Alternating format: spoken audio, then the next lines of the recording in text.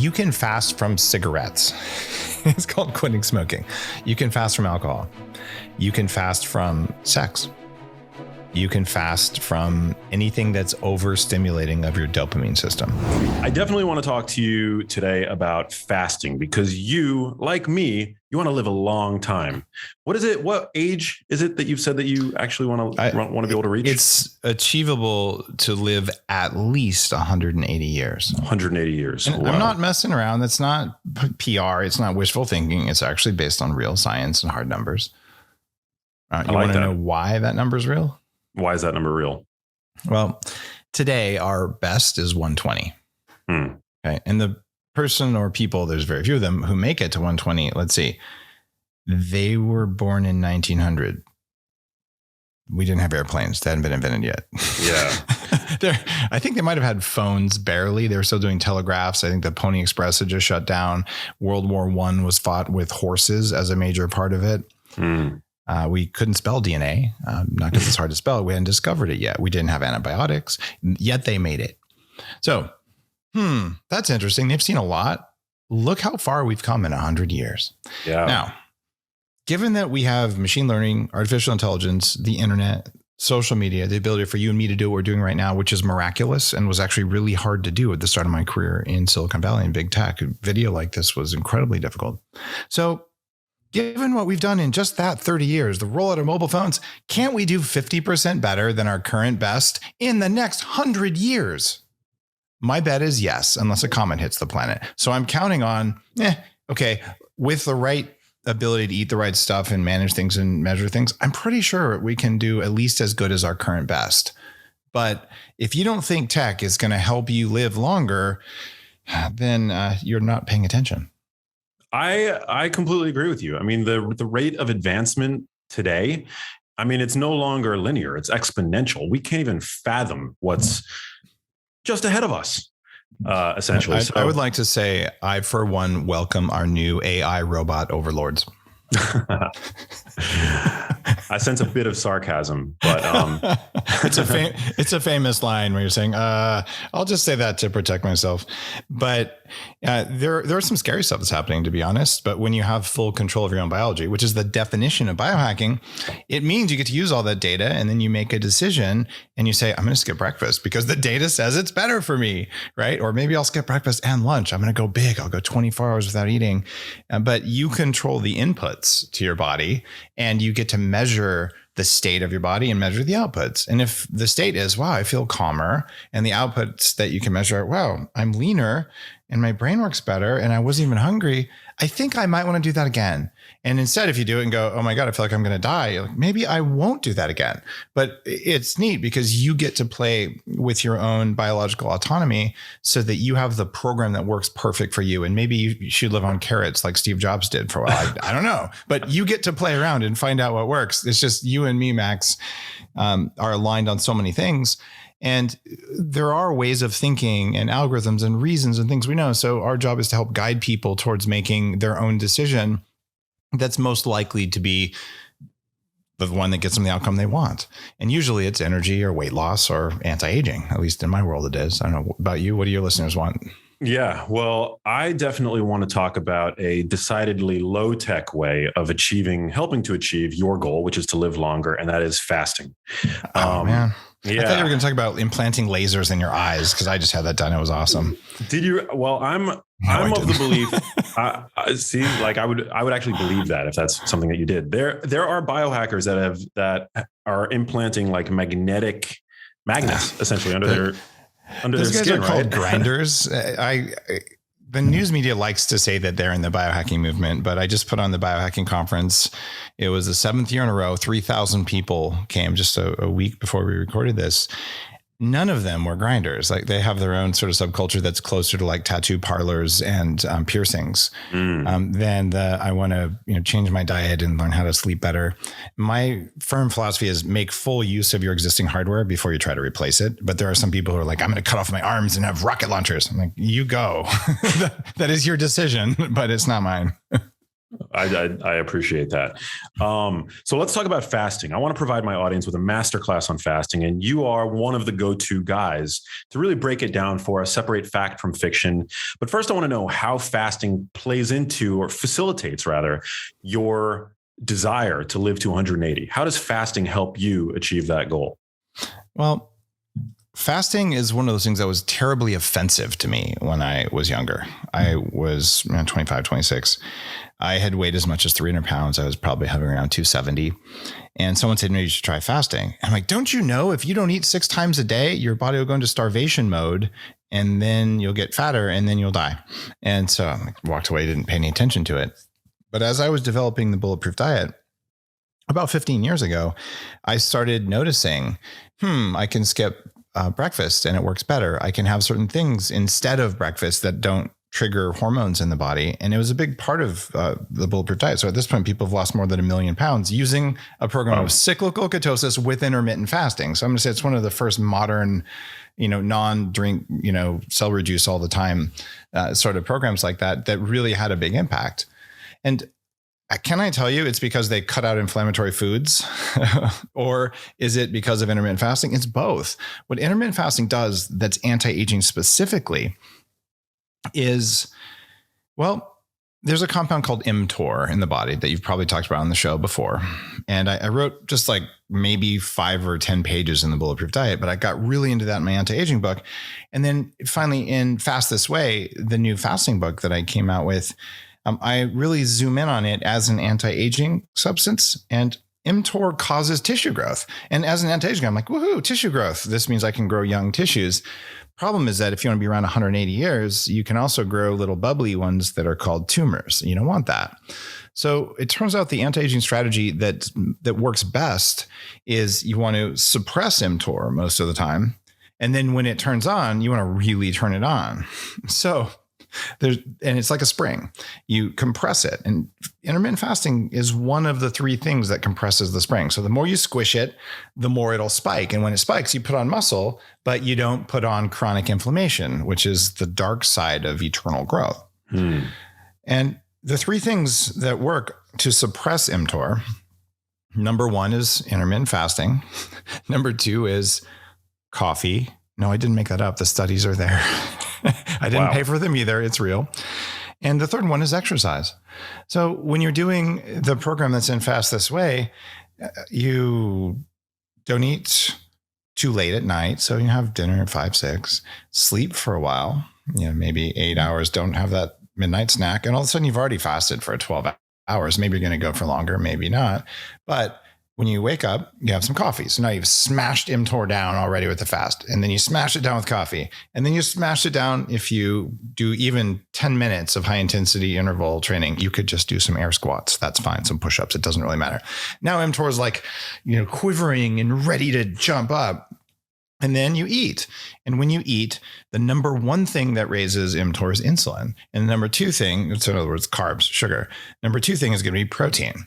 So if you, during that fast, if you had no carbs and no protein, you had no insulin effect, you had no raise of the mTOR. Thus, you can have bulletproof coffee during a fast, or just any coffee with butter and MCT, to be really clear.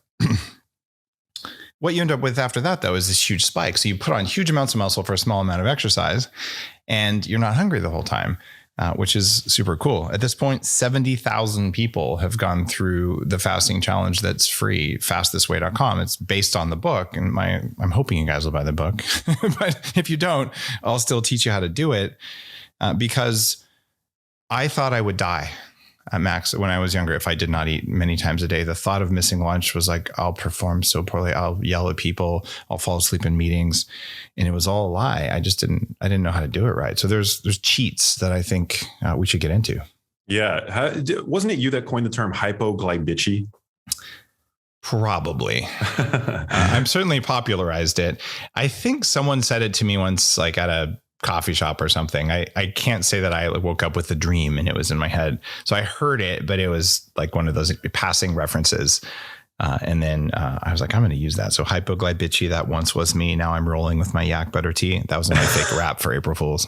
Well, for those who are unfamiliar with the term, what is it to be? What does it mean to be hypoglycemic?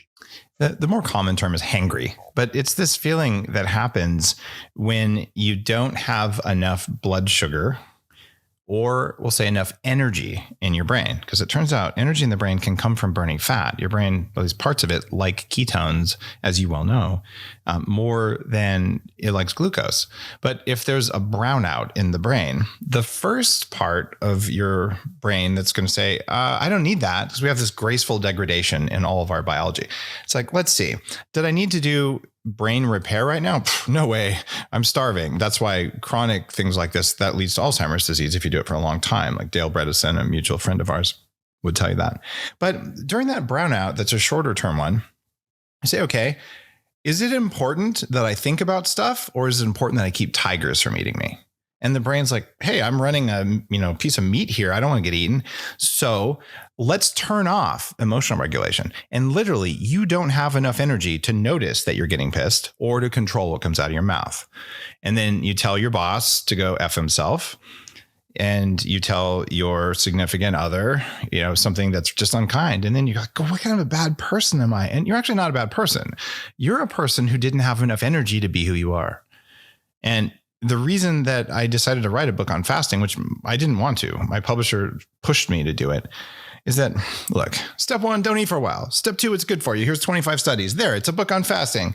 And that's been done. And I wasn't interested in it. But I realized the reason most people never fast is that they think it's going to be unpleasant. They're going to be hungry. They're going to be hypoglycemic. And I was so afraid of being hypoglycemic that when I first did a 4-day fast, actually first did any fasting really, I hired a shaman to drop me in a cave for 4 days where there's no people and no food. So I can't cheat. And if I yell at something, it'll be the wall of the cave or a cactus.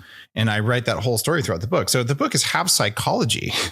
And that was the hard part of fasting, was realizing you're not going to be hungry. And then when I see thousands of people in the Fast This Way challenge saying, I can't believe this. I'm 52 years old. And for the first time in my life, I went 24 hours without food and I didn't notice. And I'm like, yes, we can create kindness with fasting. We can create resilience in people who are hard to program with fear just by having that done. And that's why it's such an important thing. And it costs less money than making breakfast. Like it's a very high ROI, I promise you. Wow. What is the dietary pattern that helps to encourage this chronic hypoglycemia syndrome? Well, one of the things that people do, and I was a raw vegan for a long time. I've been on every diet on the planet before I decided, good God, I'm going to have to come up with my own. It's that you have carbs for breakfast. And when you do that, you set yourself up for cravings all day. Like if you want to have some blueberries or some raspberries that are low sugar, fine, whatever. But if you have substantial amounts of carbs instead of fat and protein for breakfast, you simply are going to be hungry at 10 a.m. If you ate breakfast right, if you even ate breakfast, at 10 a.m., you shouldn't care about food. And if you're craving a bran muffin or a bagel or a donut or whatever the heck it is you would normally eat, then you seriously screwed up on your breakfast. Like you look back throughout the history of the space program, what do the astronauts eat? They can eat anything they want before they go up. The vast majority, eggs and bacon. Not eggs and bacon in 15 slices of toast. It's eggs and bacon.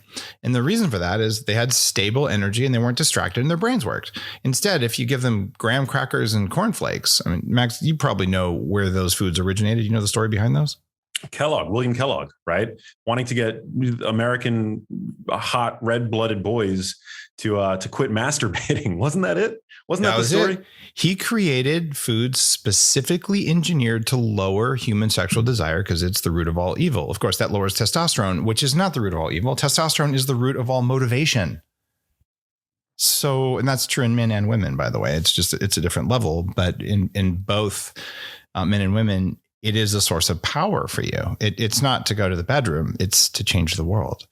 And so why would you have that for breakfast? You wouldn't, but a lot of us still do. So we can change that behavior. Number one, have nothing. And the 3 hacks in Fast This Way that you can have during a fast that allow you to maintain that suppression of insulin and mTOR. Number one, you can have a cup of black coffee. And the reason you do that is coffee itself suppresses hunger. coffee also doubles production of ketones, just the amount of caffeine in 2 small cups of coffee. And that's a human study. So what does that mean? If it does an improvement in ketones, why should you care? Maybe you're not on a ketogenic diet. There's a study that I reference in the book out of Australia of women who just do an intermittent fast for 12 to 14 hours 3 times a week. And their ketone levels go up and up and up over the course of the week. And if you're new to the whole keto thing, one of the benefits of going in and out of ketosis and having ketones present sometimes, in addition to metabolic resilience and flexibility, ketones suppress hunger very handily. So that cup of black coffee raises your ability to have fat burning and it makes you less hungry. That was pretty easy. And just don't put sugar and milk in it because that's not going to work, because that's going to raise your insulin. But the second thing you can do is you can add some grass-fed butter. It does not have to be thousands of calories. It can be a teaspoon, but you need a little bit, and some MCT oil. And if you do that, yes, that is the original recipe for Bulletproof Coffee, which there's been at least 500 million cups of that served. And like, there's lots of it out there. It's very tasty to anybody. Oh, thanks. Thinking to themselves that how could butter and coffee possibly be a palatable combination? It's really good. I mean, it's really tasty. It tastes like a creamy latte, right? And it was really funny. I saw Queen Latifah try it on stage, and she goes, "There's butter in here!" Like she was like truly looking to barf, I think, and she had a drink of it. And Jim Carrey spilled it on a desk on a talk show, and was like, "I can't lose my Bulletproof Coffee," and like licked it off the table on camera. And like, I love you, Jim Carrey, but I've never talked to you. But that's so cool. And so yeah, it's palatable, but more importantly, there's 2 kinds of fast. There's a working fast, and then there's a spiritual fast that I read about in the book. So this is for working fast, what I'm talking about here. A working fast is you want it to actually show up today. You don't want to be hypoglycemic. You don't want to be distracted. You don't want to be thinking about food all the time. You want to be in the zone at least as much as you were when you had, Pop-Tarts for breakfast. That's a low bar. we can do that. Mm-hmm. So this is a way of getting energy into the body without changing insulin, without negatively affecting mTOR.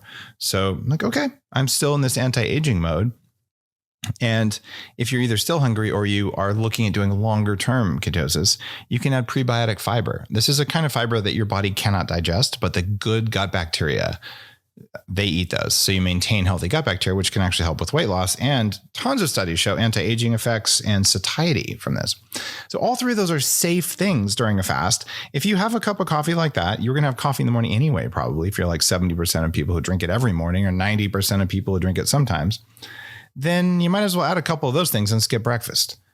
And all of a sudden your day is way better, because instead of thinking about donuts, literally someone will set a plate of donuts on the conference table at your 10 a.m. meeting.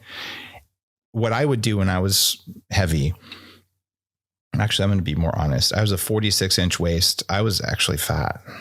But what would happen? I can't picture that.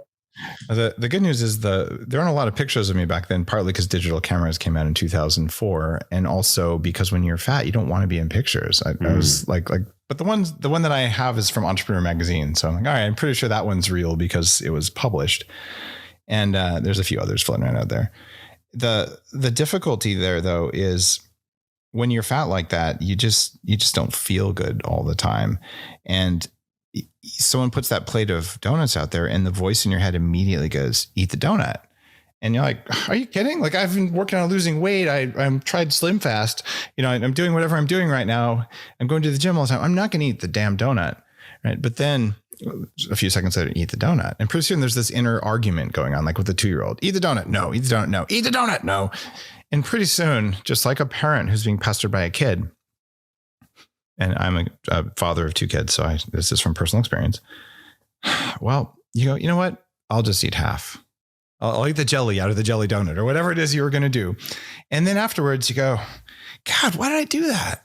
Well, the reason you did that is going back to the hypoglycemia, the hangry thing. Your willpower declines the more you use it because it requires either sugar or fat.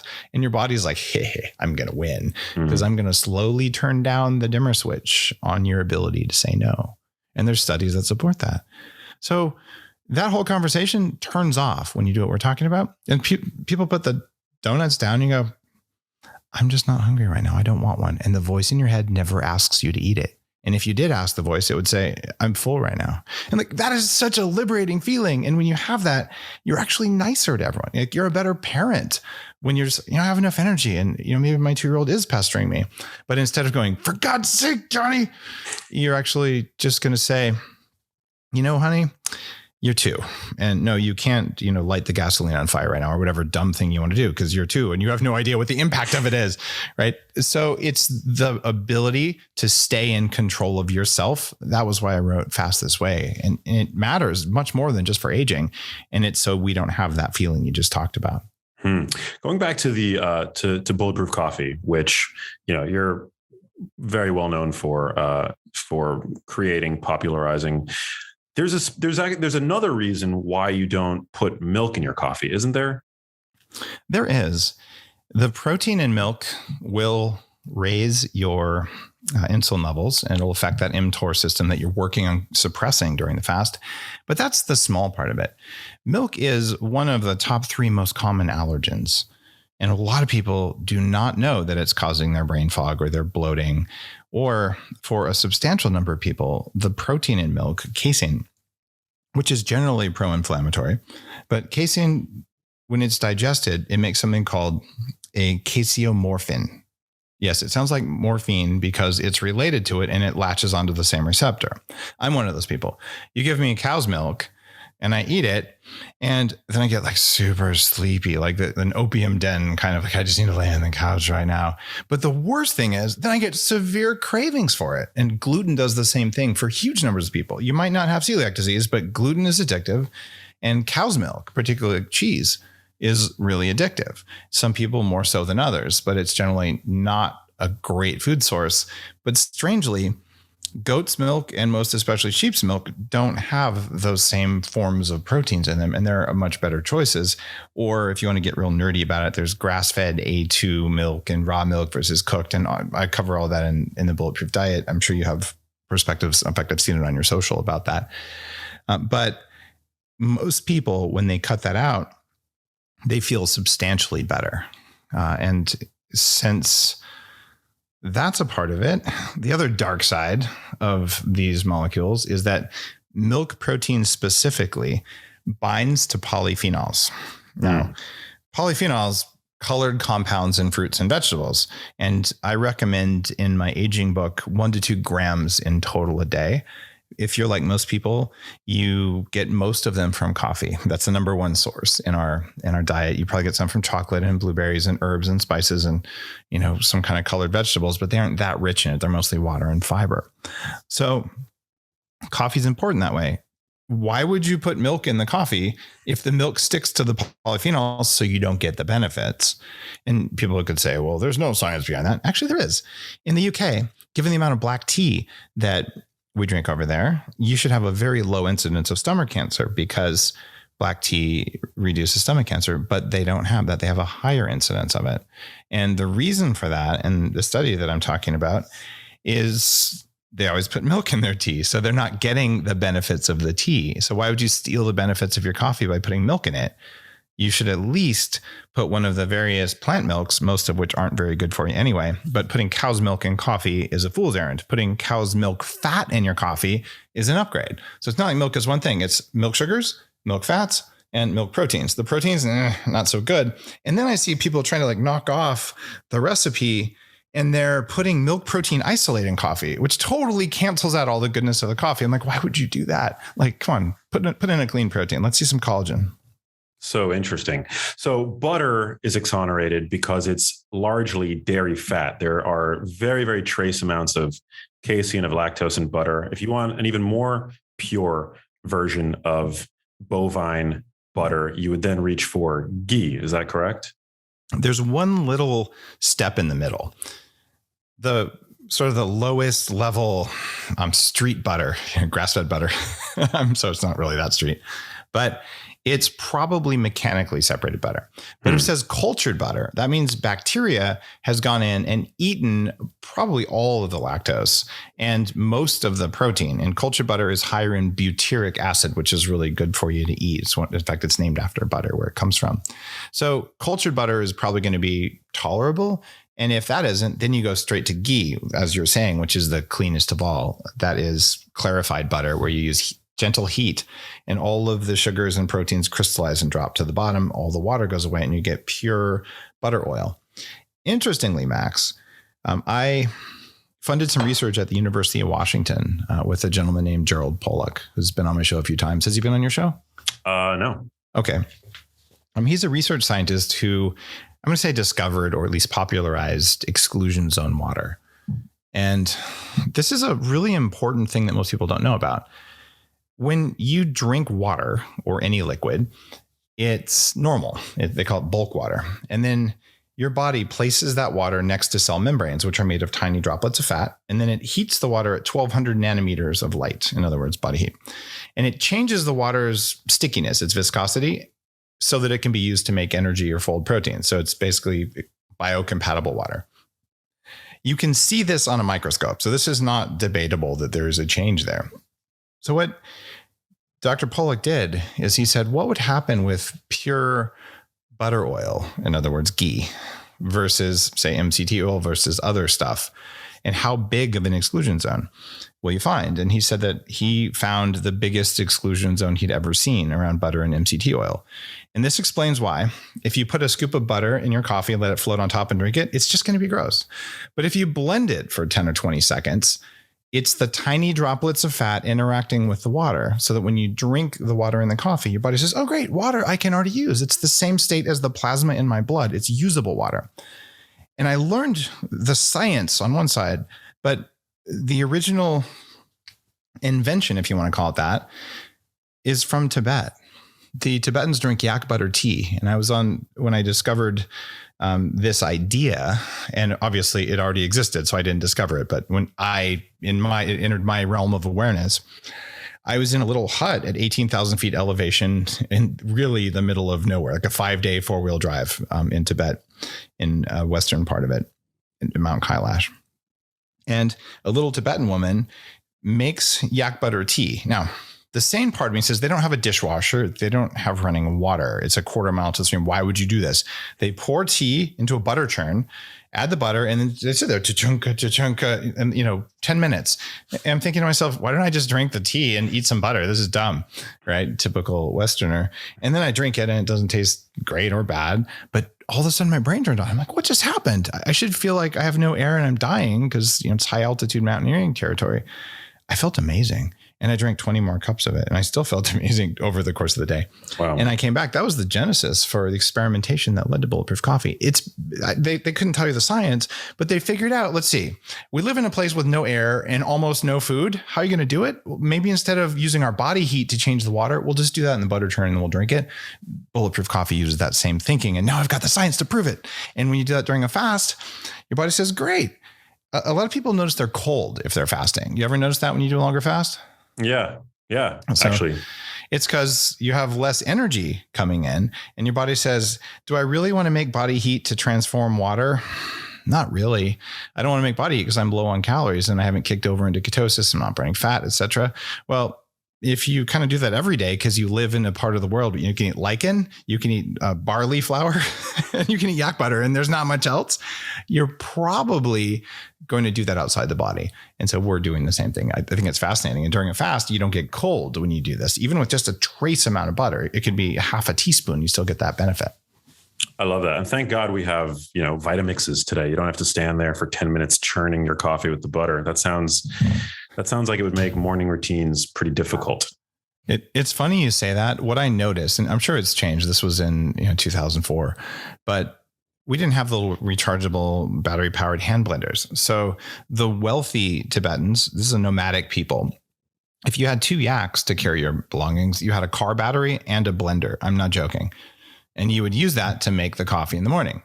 And if you had 1 yak, you couldn't have a car battery and a blender to do that. So then you would have a hand churn. Now I'm sure it's all rechargeable USB, much easier than it was. But It's a real thing, Max, this blending. And I tell you, if you pour milk or cream in there, it does not work. Yeah, I can second that. Bulletproof coffee, super tasty. I love it. I don't drink it every single day, but when I do drink it, it feels like a treat and it's like incredible. Yeah, I don't drink it every day either, to be really clear. Sometimes when I'm fasting, I just do black coffee. Like there's 3 fasting hacks. You don't have to do it every day. And I do it some, not others. So I don't want people to feel like they have to do it. And the critics, especially in the early days, they'd say, oh, it's 400 calories. And guys, the recipe is up to 2 tablespoons, but you tune the recipe based on how hungry you are, how big you are, and how much energy you want. So a lot of people have a 50 calorie coffee with butter and MCT. And a lot of people, they'll blend whatever coffee they have and things like that. So I'm always working on new stuff, and I'm actually doing a new line of coffee that isn't a part of Bulletproof. That's a part of my new Upgrade Labs company, because we needed a coffee that goes in the coffee shops that are going to be part of the Upgrade Labs franchise, which is happening right now around the country. Oh man, Dave, you're always doing cool things. Okay, I want to get back to fasting. So all right. You've offered your 3 fasting hacks, which is amazing. At what point should people then be, what time in the day do you recommend considering having your first real meal, your first bolus of carbs, protein, fiber, et cetera? Well, there's a chapter in Fast This Way on how to reset your circadian window using timing of light and food together. So this answer is going to be an optimal answer that no one's going to do. So I'm going to tell you perfection, and then you can tune it. 2 billion years ago, we were ancient bacteria driven entirely by sun and food availability. So at noon, the sun's directly overhead. So we're getting light from all spectrums coming down at this angle. And the algae, which is our food source, is most abundant between noon and 2 p.m. So we expect most of our calories between noon and 2, and bright lights from overhead. If you stick to that, you're going to be healthiest and longest lived. 2 o'clock is a crappy time to have lunch if you have a job and a life. So what most people, including me, do most of the time is you have a late lunch and or an earlier dinner. For me, dinner is usually around 5. I don't like to eat after 6 p.m. And when you do that, magically, your sleep quality it's so good. But if you eat at 8 p.m., your sleep quality is nowhere near as good. And I've been tracking my sleep for 15 years. And I was CTO of one of the risk tracking companies and a co-founder of it years ago. So I really am into that. I know, man, you put food out there at 8:30 at night, I actually don't want to eat it because I know that I'm going to wake up the next morning without having had a very good night of sleep. So there's your answer. 2 p.m. is ideal. You're probably not going to do it. So have lunch at noon if you want to. Just have an early dinner and you'll be just fine. But wait, so are you saying that you break your fast at 2 p.m. and then you eat dinner at 5 p.m.? So you create a 3-hour feeding window for yourself? 3 or 4 hour eating window. That's a different podcast. That's a different episode. A 3 or 4 hour eating window is what I usually do. So today, when we're filming this, it's around 2 p.m. I ate at 1:15 because we were having our podcast starting at 1:30. So that was when I broke my fast.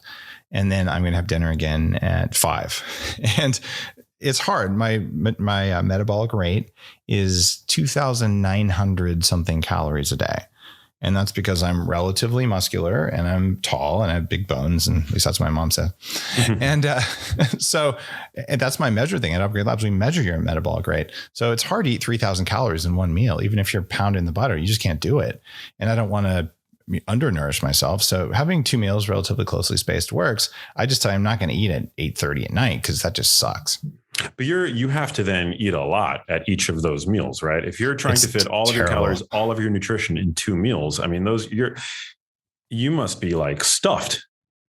I feel great. And I had 4 sausages, and we make them because I run an organic permaculture regenerative farm. So these are 4 sausages from our own animals, which is a sizable amount of protein. I didn't actually weigh it, but it's probably about a pound, I would guess, of protein. But there's moisture in them and all that. And there's no fillers other than herbs from my own garden. So it's kind of cool to control your full food.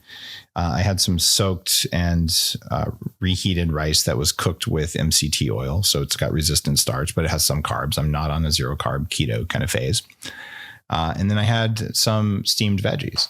and then you're good to go, right? That's pretty much what it is. But it was, sizable. And when I have dinner, I won't even be that hungry, but I'll make sure I eat enough. And if I do any of the biohacks that put on muscle quickly, which I'll probably do today, I'll eat more than I want. But then tomorrow morning, I'm just not going to eat. Love that. Very interesting. But I got to ask, when talking about fasting for longevity, is there a less extreme version? Like, what do you advocate for people who do have 9-to-5 jobs? They get their lunch hour from 12 to 1. It's so easy. You have dinner at, by 6, even 6:30 earlier is better, but you got to drive home and have time to prepare it, whatever. So eat dinner as early as you can, but let's just say you finish by 7. Okay. And you got 3 hours before the 10 o'clock bedtime, if you really have a 10 o'clock bedtime. And I'll assume you sleep 8 hours, even though you probably really go to bed at 11 and sleep 7 hours, but it doesn't matter. So after dinner, you stop eating. So you got 7, 8, 9, 10, and then you sleep for 8 hours. You've already fasted for 11 hours when you wake up at 6 a.m., if you actually wake up at 6 a.m. So let's say you just wait, wait till 8 a.m. to have any protein or carbs. You just did a 15-hour fast. It wasn't that hard. Most of it was when you were asleep, right? That's doable for all of us, right? And if you're saying, I just didn't want to mess around with having some eat at 8, so I just put some fat in my coffee, blended it up, I drank it, and I didn't notice until noon. And then you go have lunch, and you're thinking, wait, if 6 a.m. was a 12-hour fast, 6 to noon, that was another 6 hours. You just did a 14-hour fast, and you didn't notice. Okay. That is what so many people do now. In fact, the other reason that I wrote Fast This Way, Max, is there is a problem. Okay. We have the keto bros. You and I both know them. If you eat another carb, you're a bad person. Right. And they sound just like the radical vegans. Like, if you ever eat any protein, you'll be bad, or whatever they're saying. Right. It's extremism, and fasting extremism is a problem. And I call it the fasting trap. It's the same as I call it the keto trap or the vegan trap. Having been a vegan and fall into it. Oh, I feel better, therefore I'll do more. The challenge with fasting is to do enough, but not more than enough, because women and men both hit the fasting wall, and they hit it in different ways at different times. Women will hit a fasting wall from over fasting before men. And when it happens, the first thing is, my sleep isn't very good. I wake up and I feel like I haven't slept, and I'm getting 9 hours even, and just, I'm not refreshed. Okay. And then you keep going. And by the way, since fasting makes you feel good, it's probably because you ate too much. So let's add some more fasting in. That's what most people do, right? It's natural. And then you wait another couple of weeks. It's usually 4 to 6 weeks that starts happening. It's weird. My monthly cycle is less stable than it was. I'm having more symptoms. And if they keep going, it's, now my hair is thinning. What's going on? Okay. For guys, it usually takes 6 to 8 weeks because we're more stubborn, I guess. I don't know what the deal is, but what happens there is you feel like you didn't sleep even though you slept. And so we share that in common, but then you start waking up without a kickstand. You're like, what is going on? You should wake up, if your blood flow is working and everything. It doesn't work the way it did. And then you start getting hair loss. So what's going on here is you were undernourished, and you told your body that there's a famine. And it's like, why do I need reproduction when there's a famine? I need survival mode. Your stress hormones, cortisol, went up, which is why the hair was thinning. So how do normal people start? You do 3 to 5 days a week, starting with a 12 to 14 hour fast. And on days when you lift heavy, maybe you don't fast, right? Or maybe the day after you lift heavy, your muscles are all sore, you're putting on muscle, have some breakfast. Just don't have, the cornflakes that are testosterone reducing. Right? Go down that path. And that's why the book is called Fast This Way. There is no correct fasting window for any one person, much less for everyone. It is dependent on how much emotional stress. Are you getting sick? In fact, the type of sickness affects whether you should fast. We can talk about that in a bit. It's really interesting. And you go through and you say, you know what? I am going to fast for the right amount for me today based on my current state. And minimum 3 days a week, 12 hours in studies starts to have a positive effect. Everyone can do 12 hours. Like, you've got this. Just don't have a midnight snack. You're going to be okay. Yeah.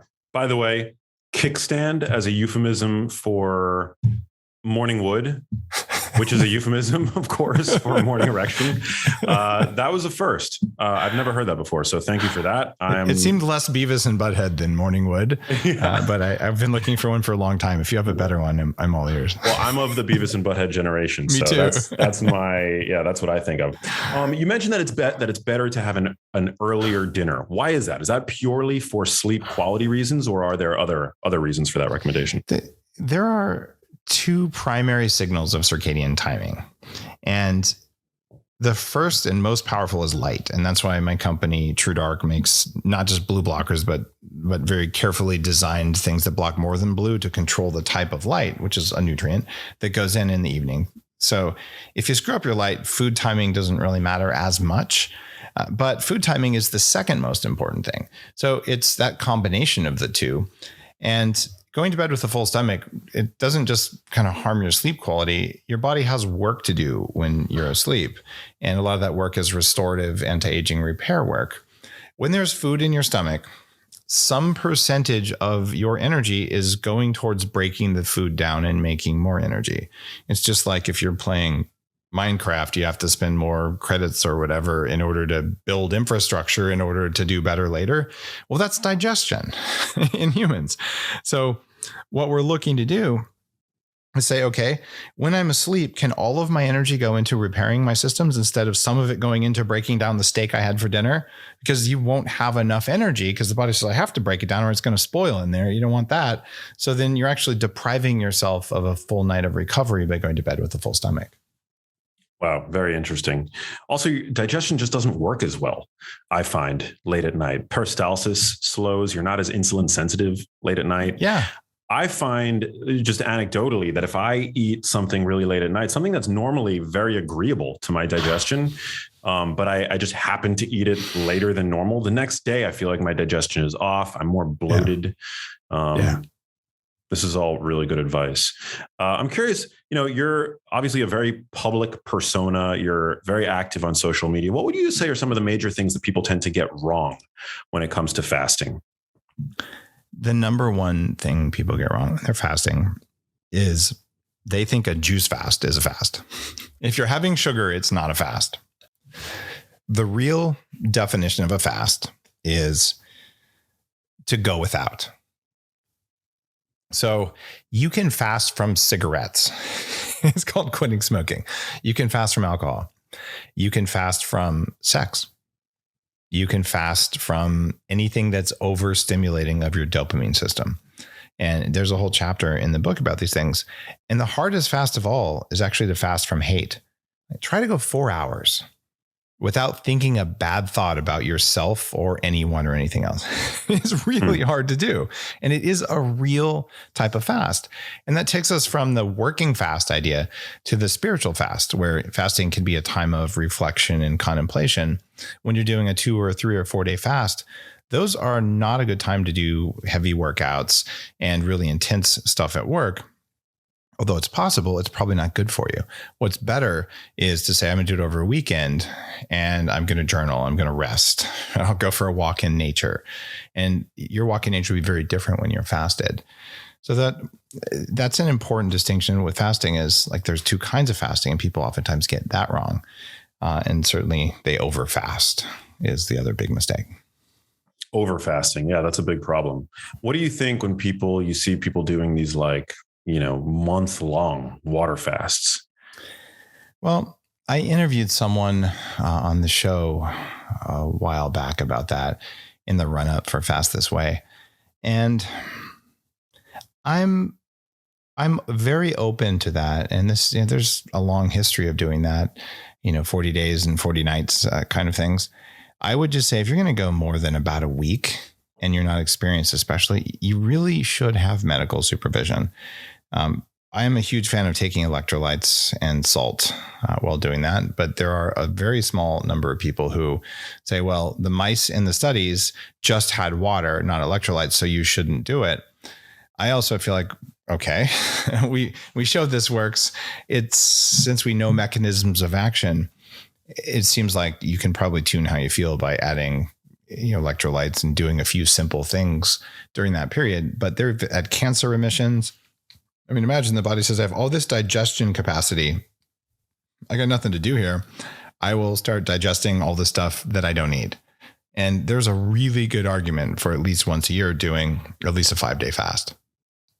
Are there differential benefits depending on how much additional adipose tissue you're carrying? Like, is somebody who has a lot of weight potentially to lose going to experience different effects, different benefits than somebody who's very lean and decides to fast? You will. And this is something that concerns me. I have an older post on daveasprey.com called the Rapid Fat Loss Protocol, and it's how to lose weight faster than you should. And the whole point of it, there's a whole protocol for like fitting in a wedding dress. But the warning there is that when you lose large amounts of fat, the fat is storing. If you biopsy fat, it's kind of gross. It is full of pesticides. It's full of heavy metals. Your body sequesters toxins there. So if you lose, like one of the guys on that protocol lost a pound a day for 75 days. Okay. But the protocol is huge amounts of toxin binders and glutathione, all these things, so you don't get brain fog. Otherwise, I would be really concerned doing a water fast for 30 days if I was my 300-pound self, because if I did lose all that fat and I wasn't taking a lot of toxin binders or getting IVs and all that stuff, my brain would just be fried by all the stuff I was dumping. My liver and kidneys would be unhappy. But the doctors who do this are saying it's not an issue. So I haven't done it. I can't tell you personally, but from what I know, I kind of like the idea of at least take some charcoal when you're fasting. And that's one of the supplements in the book that I talk about is something that makes fasting easier. So I would want to do that. Interesting. And what does charcoal exactly do for you? Activated charcoal? Activated charcoal is one of those things I put in the world of biohacking 10 years ago, but it's an ancient thing. For more than 10,000 years, we've used it. It's in Ayurveda. You go to any tropical country, it's always around because they know that it helps with GI disturbances. But what charcoal does, not just the briquettes, this is activated charcoal, which is made in a different process. Because the fire gets put out, it's still a coal, there's huge amounts of surface area. It's kind of like a crumpled up piece of paper, is small, but has the surface area of a piece of paper. And they can, if you flatten it out digitally, it's about a football field's worth of area in a teaspoon of activated charcoal. So you take this and it has a strong negative charge, and then it sticks to all the bad stuff in your gut, and it actually can attract toxins from other parts of the body. So it's been a regular part of what I take to keep my body running clean. And when I say running clean, I mean anti-aging strategy. If you change the water in a fish tank, they live longer than if you don't change the water. I'm just trying to change out, the fluids in my tissues with cleaner fluids and filter it as we go. And activated charcoal during a fast binds to something that your gut bacteria make called lipopolysaccharides. Now, stressed gut bacteria make more toxins. They can't run away or fight you, so they make toxins if they're stressed. What stresses them? No food or no carbs. So if you go keto for a long time or you fast for a long time, they start looking around going, what do? I don't know, but let me secrete some toxins here. Well, those toxins cross the blood-brain barrier unless you bind them with charcoal. So that's why you do it. Super interesting. Do you take the charcoal away from food? Because it's my understanding that charcoal is indiscriminate in what it chooses to bind. Can it not also bind food components that you want to ingest? Charcoal is not indiscriminate. It has a charge on it, and it preferentially binds to proteins. And it preferentially binds to the most charged proteins. So the toxins usually are toxic because they carry the charge they carry, which attracts them to cells more and makes them harder to remove from cells. So there's actually one of the recommendations I have is when you're eating at a restaurant, especially if you're eating questionable quality food, take the charcoal with the food 100%. You'll feel much better. It binds mycotoxins, it binds metals, not all of them, but some of them, and it works just fine. If you want to be real baller about cleaning out your own system, you take it during a fast on an empty stomach, or you take it a half hour before you eat. So it'll be right at the part of your digestive system where bile gets secreted. And that means it'll stick to the bile, which contains most of the toxins that get recirculated. So during a fast, I think you're crazy if you don't have activated charcoal, even an intermittent fast. I have it before bed if you're not taking other supplements. Have it an hour after the supplements, but it will bind pharmaceutical drugs. You go to the emergency room and you've been poisoned, they're going to pump it into your stomach to absorb the stuff. And it's going to absorb the stuff before it absorbs whatever else is in your stomach. So it's not that indiscriminate. It's not that in it. That's good to know. Actually, that's something that I didn't know about. So I'm glad that you could take it with sugar and it's not going to do anything. Right? Wow. Because it doesn't stick to the sugar. Wow. Very interesting. You mentioned briefly when we were, talking about extended fasts, the value of electrolytes. Would you say that that's another common mistake that people make? They go into fasts without considering their requirement for electrolytes and how their requirement for electrolyte changes once you start to, eat in a way that keeps your insulin depressed and forego food for a certain period of time? People are afraid of salt. This is one of in fact, before I started Bulletproof, the anti-aging group that I used to run, I gave this big talk about it. And there was a quote on there from the former president of the American High Blood Pressure Society. And I think it was called the American Hypertension Society. And it was, quote, "If you want to live longer, eat more salt." Close quote. Wow. This is a guy who studied high blood pressure for a long time. The U.S. recommended daily allowance for salt is so low that it increases heart attack risk. It's out of the safe range. Stressed animals need more salt. Elephants travel thousands of miles to salt caves to get salt. The original routes for human trading were salt routes that became spice routes over the course of thousands of years because salt is so precious. And we have these amazing government agencies who were going to get put out of business till they found something to do in the 70s, and the government put them in charge and said, here, you tell people what to do without any science backing them. One of the things they did is they said, let's pull salt out of the diet. So we have all these people starting fasting who are already not getting enough sodium, not to mention its kissing cousin potassium, which we're almost all deficient in unless you supplement like I do. And then you also have calcium and magnesium. So yeah, you want to feel good when you're fasting? Have some salt in the morning. And part of what's in Fast This Way is have up to a teaspoon of sea salt and water in the morning, or Himalayan salt if you want to be fancy. And when you do that, it supports your adrenals. It supports your energy. It supports having enough blood pressure in your head to feel good. And that's necessary. There's all sorts of electrolyte drinks that are out now that taste pretty good, don't have any sugar, won't raise your blood sugar, and they can be kind of a pleasant morning drink. What I usually do is just a little salt in my hand, and then I drink some water in the morning. There, I got my electrolytes. Then I'm going to go have my coffee. I love that. We've been sponsored by Element, which is, me too. That's awesome. Which is great because, I only allow products to sponsor the show that I genuinely love and use. And I use Element almost every single day. Like, I'm addicted to the sauna. I go sweat vigorously for an hour. I use 2 packets before my sauna because I'm a bigger guy. So yeah, that's one that tastes really good. The watermelon one is good. So yeah, Element is great. And it has, just like we're talking about, not just sodium in it, although it does have enough sodium, which most electrolytes don't. It's got the other ones that are important as well, like potassium. Yeah, really important. I think it's really crucial to underscore for people that only 11% of the sodium that your average person intakes every day comes from their own salt shakers. The vast majority comes from ultra processed foods, restaurant food, fast food. And obviously, if you're fasting, you're not eating in restaurants, you're not eating fast food. So that suddenly causes your daily sodium intake to plummet. And your requirement for sodium actually in that context, in the context of fasting, actually goes up. So I think it's really important to underscore the increased need that people are going to have for sodium and other electrolytes. Good call, Max. If you look at it, sauna, fasting, exercise, infection, and emotional stress are all stress. And all of those require you to have more salt. Love that. Well, this has been so interesting. I'm sure my listeners have derived real value from what you've had to share. So generally, just to recap a little bit, 12 hours should be easy for anybody to do, right? I mean, if you can abstain from food from the hours of 10 p.m. to 10 a.m. or, that right there is 12 hours. Exactly. We can do this. And you only have to do it 3 days a week to start.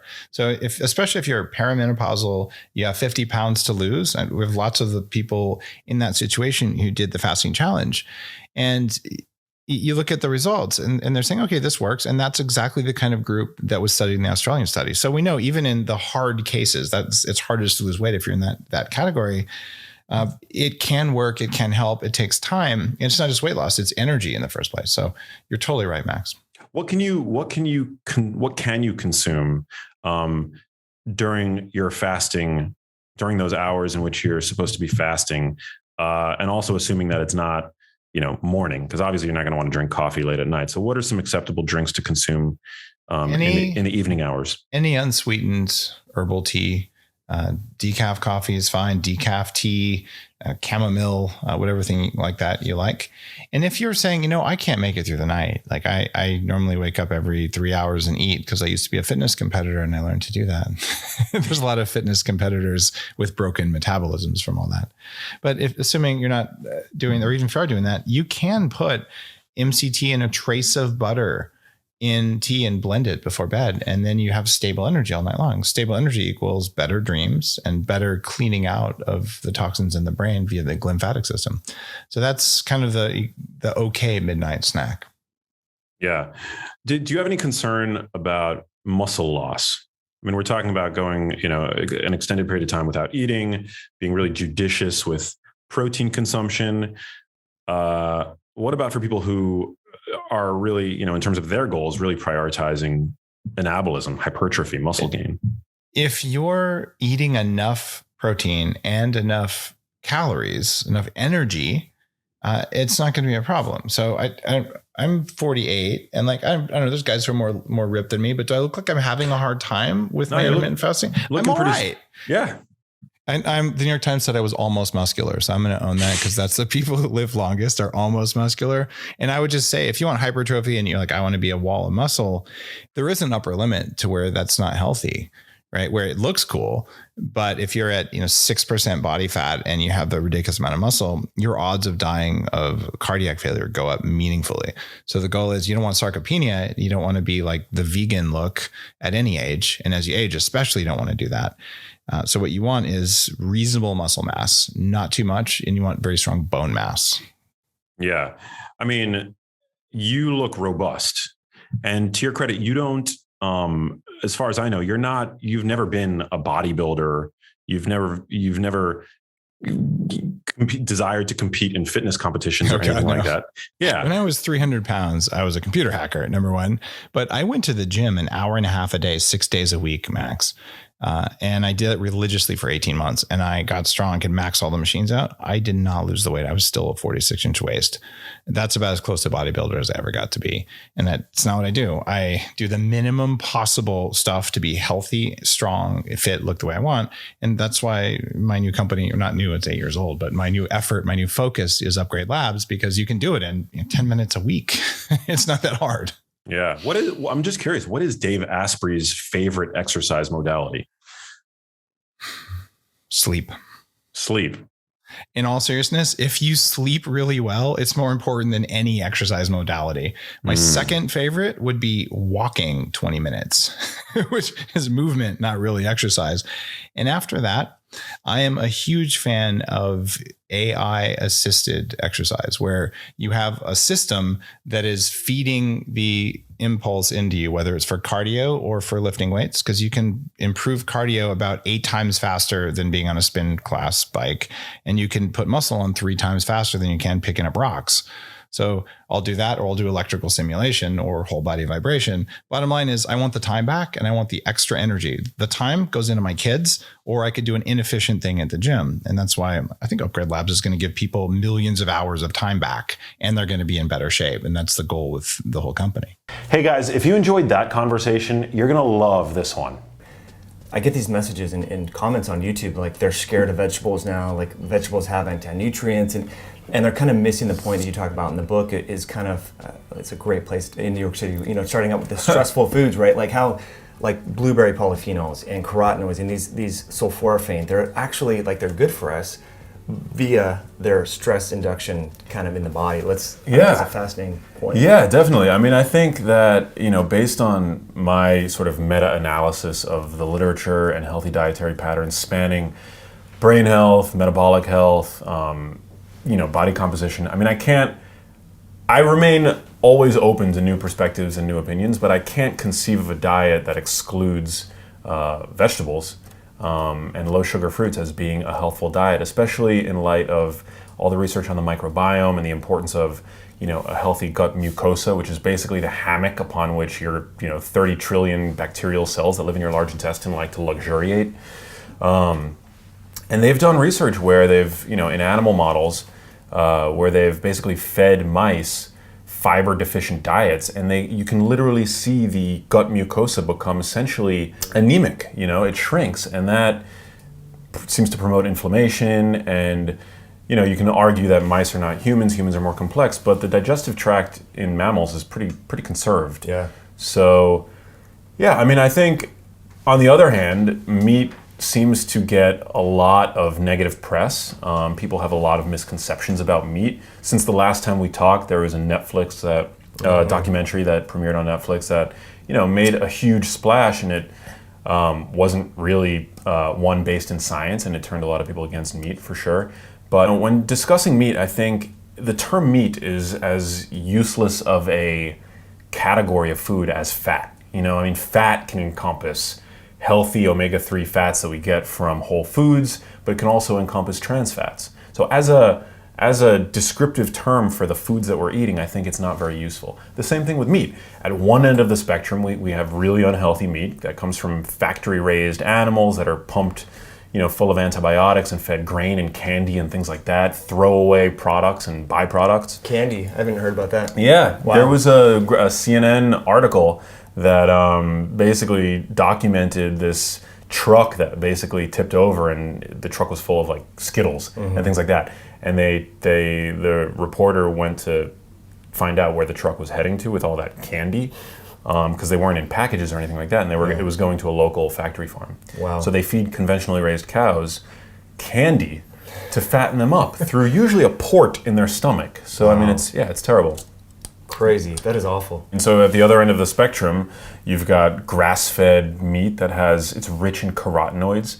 So in the book, I talk a lot about the value of carotenoids to the brain, which are these plant pigments. And animals don't naturally produce them, but when a cow is eating grass, which contains those fat-soluble compounds, it becomes embedded in their fat. And we in turn eat them, and they go up to our brains and protect our brains and enhance the way that our brains function. So that's why you can actually tell when looking at a piece of grain-fed beef and comparing it to grass-fed beef. The grass-fed beef, the fat is actually more yellowish. That's a sign of high carotenoid content. And there's virtually no carotenoids in grain-fed beef. So when talking about nutrient density, for calorie, ounce for ounce, in a piece of grass-fed meat, you're getting a ton of really valuable brain nutrients. Yeah. So I definitely consider it a health food. And there's not a huge amount of evidence that I can cite in terms of its relationship, or the benefit of meat to protecting against Alzheimer's and dementia and things like that. But there is some really interesting research from Australia, Deakin University's Food and Mood Center, where they found that women who didn't eat 3 to 4 servings of red meat per week, which is the nationally recommended amount of red meat consumption, they were twice as likely to suffer from depression or a major mood disorder as women that did actually consume 3 to 4 servings per week. And then there seemed to be a U-shaped curve where above that number, they were also more likely to be depressed. So what that suggests to me is that meat provides a bevy of really important nutrients to the brain, with the caveat being that in Australia, meat tends to be more frequently from higher quality grass-fed, free range, New Zealand lamb and all that. Exactly. Yeah, that's really interesting. Speaking of the mechanisms, if you want to drill down, so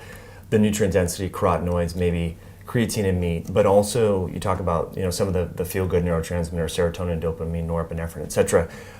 So what was the mechanisms, or were they speculative in terms of like why those women didn't consume as much meat, why they didn't feel as good potentially as the women that did? Was that? Yeah, it's hard to say, but there's, it's a great source of vitamin B12. B12 deficiency is related to depression. There's zinc in red meat. There's creatine, as you mentioned. It's the most bioavailable source of iron that one can consume, heme iron. And in fact, researchers speculate that it's not just access to meat, but access to cooked meat that actually helped grow our brains, helped catalyze the growth of our brains. So rather than turn our backs on that diet, I think it's important to try as best as we can to emulate the diet that we consumed during which our brains evolved, rather than this modern tendency to want to, shy away from that. I talk about that hairpin turn in human evolution when we went from being hunter-gatherers to settlers. We became essentially slaves to the few crops that we could domesticate, which paved the way ultimately for the fact that today, the vast majority of our calories, 60% of the calories that we consume, come from 3 plants: wheat, corn, and rice. These are incredibly energy-dense plants, but they're nutrient poor. And that's become the basis of our diets. And particularly today, those grains seem to be ultra refined and pulverized in a way that makes them not only hyper palatable, but particularly deleterious to our body's metabolic health and the like. So, we want to have a strong diversity in terms of the plants that we're eating, while also incorporating properly raised meat.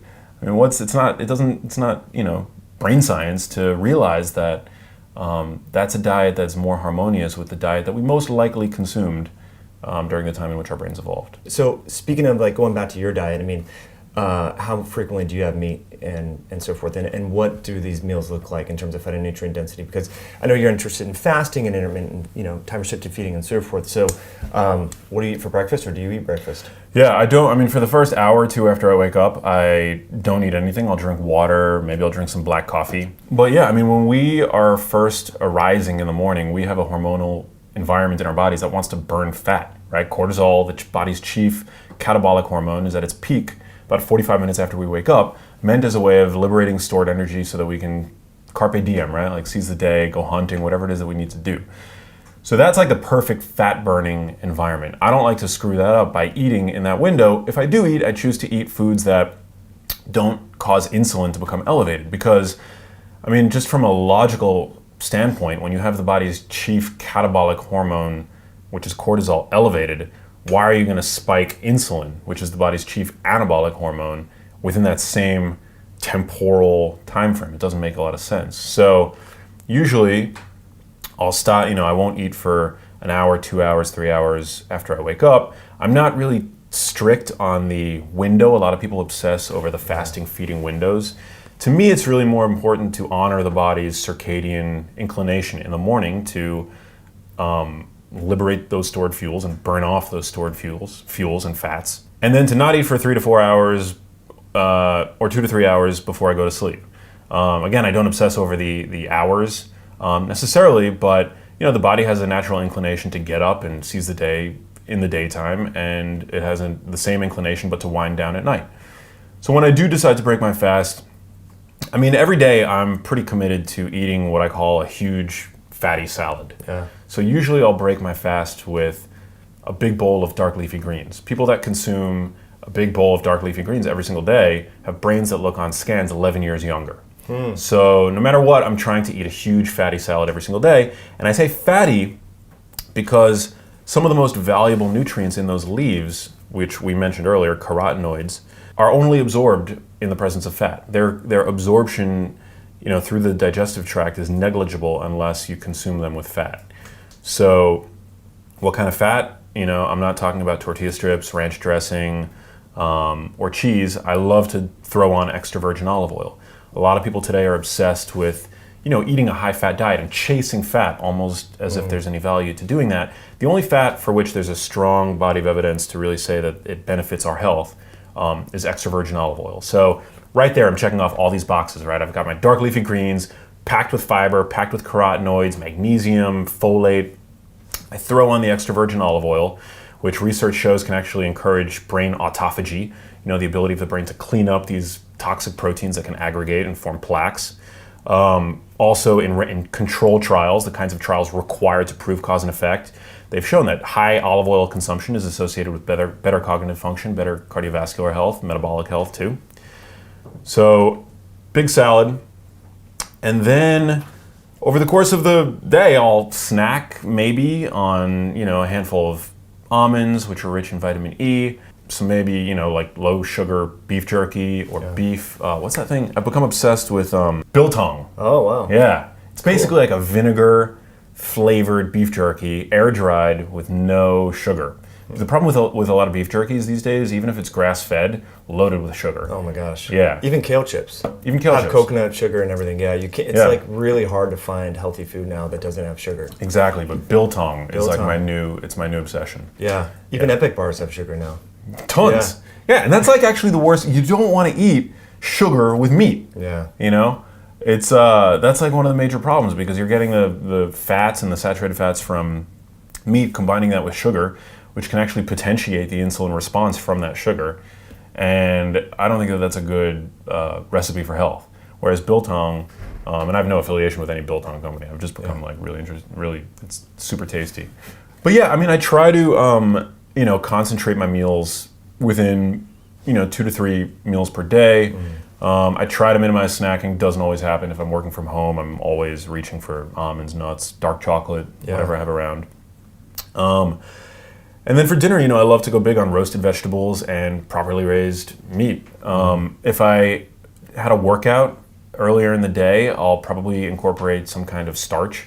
So sweet potatoes, things like that. After a workout, your muscles basically pull sugar from the blood, insulin-independent glucose uptake, right? So you're able to slam back into that fat-burning state in less time if you consume starches after a workout as opposed to before or having not had a workout. Yeah, that's it. Drinking, lots of water throughout the day. Also trying to, make sure that I'm getting high-quality salt. I've become really interested in salt. I know you did a great interview with Dr. James, yeah. Yeah, he's the man. I've learned a lot from him about, sodium as a nutrient. Very important. So, yeah, I mean, I just try to, incorporate all of these findings. And, through the lens of evolution, everything makes sense. It's just amazing that, we love to overcomplicate nutrition. And I think that in part stems from the fact that people tend to feel very religious about their nutritional leanings. Through the evolutionary lens, diet, to me, makes a lot of intuitive sense. Yeah. So every new finding that I learn just becomes really easy to integrate because it's like just one light bulb going off after another. Just curious, so you're on Dr. Oz quite a bit and a future nutrition expert and so forth. If you really want to enhance your cognition before going on a show, will you do it fasted? Yeah. Okay. So generally, I don't eat before I have to take a really important meeting or go on TV. Yeah. Actually, new research was just published highlighting a new mechanism by which fasting is able to increase alertness by increasing levels of a neurotransmitter that they measured in serum, but it's thought to correlate highly with brain levels, a neurotransmitter called orexin A. So that's a neurotransmitter that's involved in wakefulness, alertness. There's a pharmaceutical on the market actually that blocks it, and it's a sleep aid. But researchers have found that actually in humans, when studying them during the month of Ramadan, when they practice daytime fasting, there's a robust increase in orexin A, which is also related to higher levels of alertness. And it actually makes sense from a evolutionary standpoint. I mean, we wouldn't have lasted very long as a species, right, if we got dumber the minute food wasn't around or less alert. So it's speculated that this is a means of helping us find more food when food is not around. So when I go on TV, usually I will not eat. I'll remain fasted. But I will drink generally some green tea with a little bit of lemon in it. Green tea has theanine and caffeine, which work synergistically. It's a nootropic, and it's been shown to boost working memory, which is, your ability to use the information that you have, manipulate ideas, and spit them out, which is very helpful when the cameras start rolling, as I'm sure you know. Yeah. And then I'll also add some lemon to my green tea, which has been shown to actually boost the bioavailability of the catechins in green tea by up to 13-fold. Wow. Which is great. Yeah. So technically not fully in a fasted state, because you're metabolizing the compounds Small in green amount of tea, sugar but no sugar, but I guess a tiny amount in lemon, right? But that hormone or that neurotransmitter orexin A seems to be a glucose sensing hormone based on what I've read in the literature. So as long as you're not eating concentrated carbohydrates, I don't believe that would interfere with the increase in that neurotransmitter. Yeah. Yeah, there's so much speculation upon what breaks the fast. Is it MCT oil? Is it butter in the coffee? Does it have to be sugar or fat? But if we're I guess it depends on what are you fasting for. Exactly. Is it for brain health like you're talking about? So that was a newly identified neurotransmitter, right? Or I don't think that it was that the neurotransmitter was identified, but I think that it was its relationship to being in a fasted state was identified in humans. Yeah. During these Ramadan practitioners. So Very interesting. I mean, there was another paper that was published that actually showed that decision making seems to be more prone towards beneficial outcomes when in a fasted state. The name of the paper was "Always Gamble While Hungry," actually, and it basically highlighted that there seems to be an improvement in decision making when fasted. But this new research that was published brought about the mechanism. So I think it's always important, basically, to look at what occurs at the subjective population level or observable level. But then it's also important, I think, to try to understand mechanisms. Totally. So where did we go so wrong? Because the advice when you and I grew up was we have to have Wheaties, we have to have toast, like we need a lot of this glucose to stoke the brain. And now we're like learning the opposite, right? Because ketones are much cleaner fuel source. They don't create free radicals that you talk about in the book. So in your quest to understand kind of the mechanisms that contribute to aberrant brain dysfunction, did you look at the history of like how we got this so wrong? Is it food industry funded? Like, I think so. I mean, I think that there's a lot of commerce tied to food, on top of the religiosity that we feel towards our dietary choices, 65% of the planted land mass in the United States is dedicated to growing wheat, corn, and soy. So just massive commerce tied to these foods. And you look at the primary ingredients of most breakfast cereals, and they're wheat, corn, and soy, right? Mm-hmm. So the notion that these foods are somehow required for human benefit, it's deeply, it's something that we as a nation are deeply invested in. Yeah.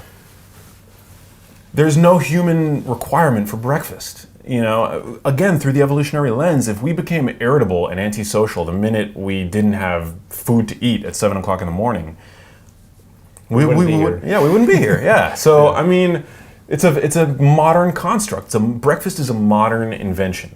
That being said, we are diurnal creatures, so we have to take that into account. Are we meant to not eat during the day and eat only at night like mice? No. So during the day, you do want to eat, but the notion of eating as soon as we wake up, that we somehow need that for health, I think, is to our detriment, particularly if you're metabolically healthy. There's really interesting research. I know that David Ludwig is he's an obesity researcher at Harvard. He posts a lot about this kind of stuff on Twitter. People that have type 2 diabetes, maybe they have impaired insulin responses, or actually impaired glucose disposal abilities. Yeah, so I mean, I think people with impaired metabolic health might, maybe have different responses to glucose tolerance when skipping breakfast, but that doesn't mean that breakfast is benefiting you. For example, I think we need to regain metabolic health, and then we should be able to skip breakfast with no problem.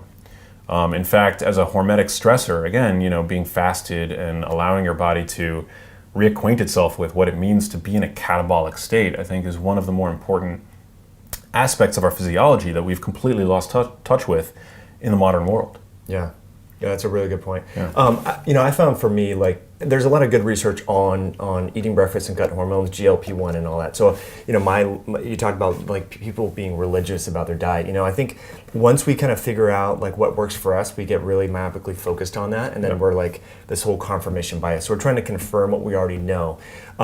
So I was kind of biased towards breakfast for a while, but once I realized that, like, wow, I do feel better cognitively, I'm more clear-headed and all that, then I just like fast until whatever 2 or something like that.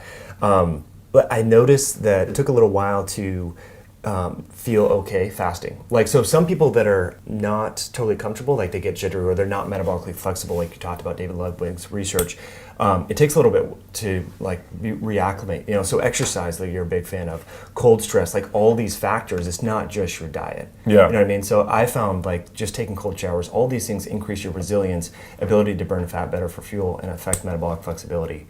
You should be able to go fasted for a significant amount of time without feeling like you want to kill somebody. I think that that's a good subjective marker of metabolic health. Being metabolically flexible, having the ability to use fat for fuel. I mean, we're able to store fat. We should also be able to burn that fat. So it's not normal to be hangry. It's not. Yeah, it's not normal to be hangry, especially if you're carrying fat. You should not. That's basically a MOFI for your brain, for a surplus of brain energy that we each are able to carry around with us. why would, we should be able to tap into that. Again, like I'm not talking about for your average person even needing to go until 2 p.m. Fasting, but I don't think that eating as soon as we wake up, reaching for that bowl of oatmeal to spike insulin, especially when cortisol is already elevated, I don't think that that's helpful. In fact, I mean, you can look at really stressed out people. Our visceral fat has 4 times the amount of cortisol receptors as adipose fat, and or subcutaneous fat rather. And when you see people that are chronically stressed out, meaning cortisol is chronically elevated, and they reach for carbs to basically reduce levels of cortisol, rather than finding a more healthful way of dealing with that with their chronic stress, they tend to take on a particular phenotype. They have really skinny arms and legs, but huge, bulging, visceral midsections. So that's what happens when you're constantly causing insulin to be elevated with particularly rapidly digesting sources of carbohydrates in the context of a high cortisol hormonal environment. And so that's essentially what we're also doing when we eat carbs first thing in the morning.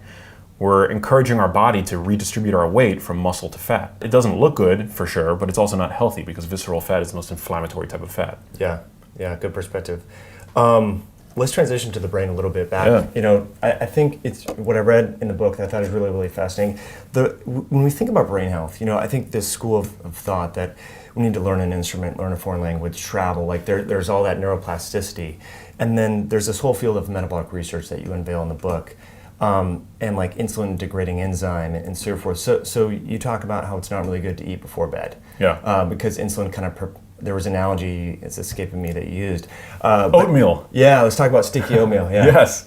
Yeah, so basically, I mean, anybody who's ever put dried out oatmeal stuck on a bowl into a dishwasher understands this chemical concept of solubility, right? For oatmeal to be effectively washed off of a bowl, you've got to keep the oatmeal soluble, right? You've got to put water in the bowl as soon as you finish, otherwise it's going to gunk up and become like glue, and it's not going to be washed off easily by your dishwasher.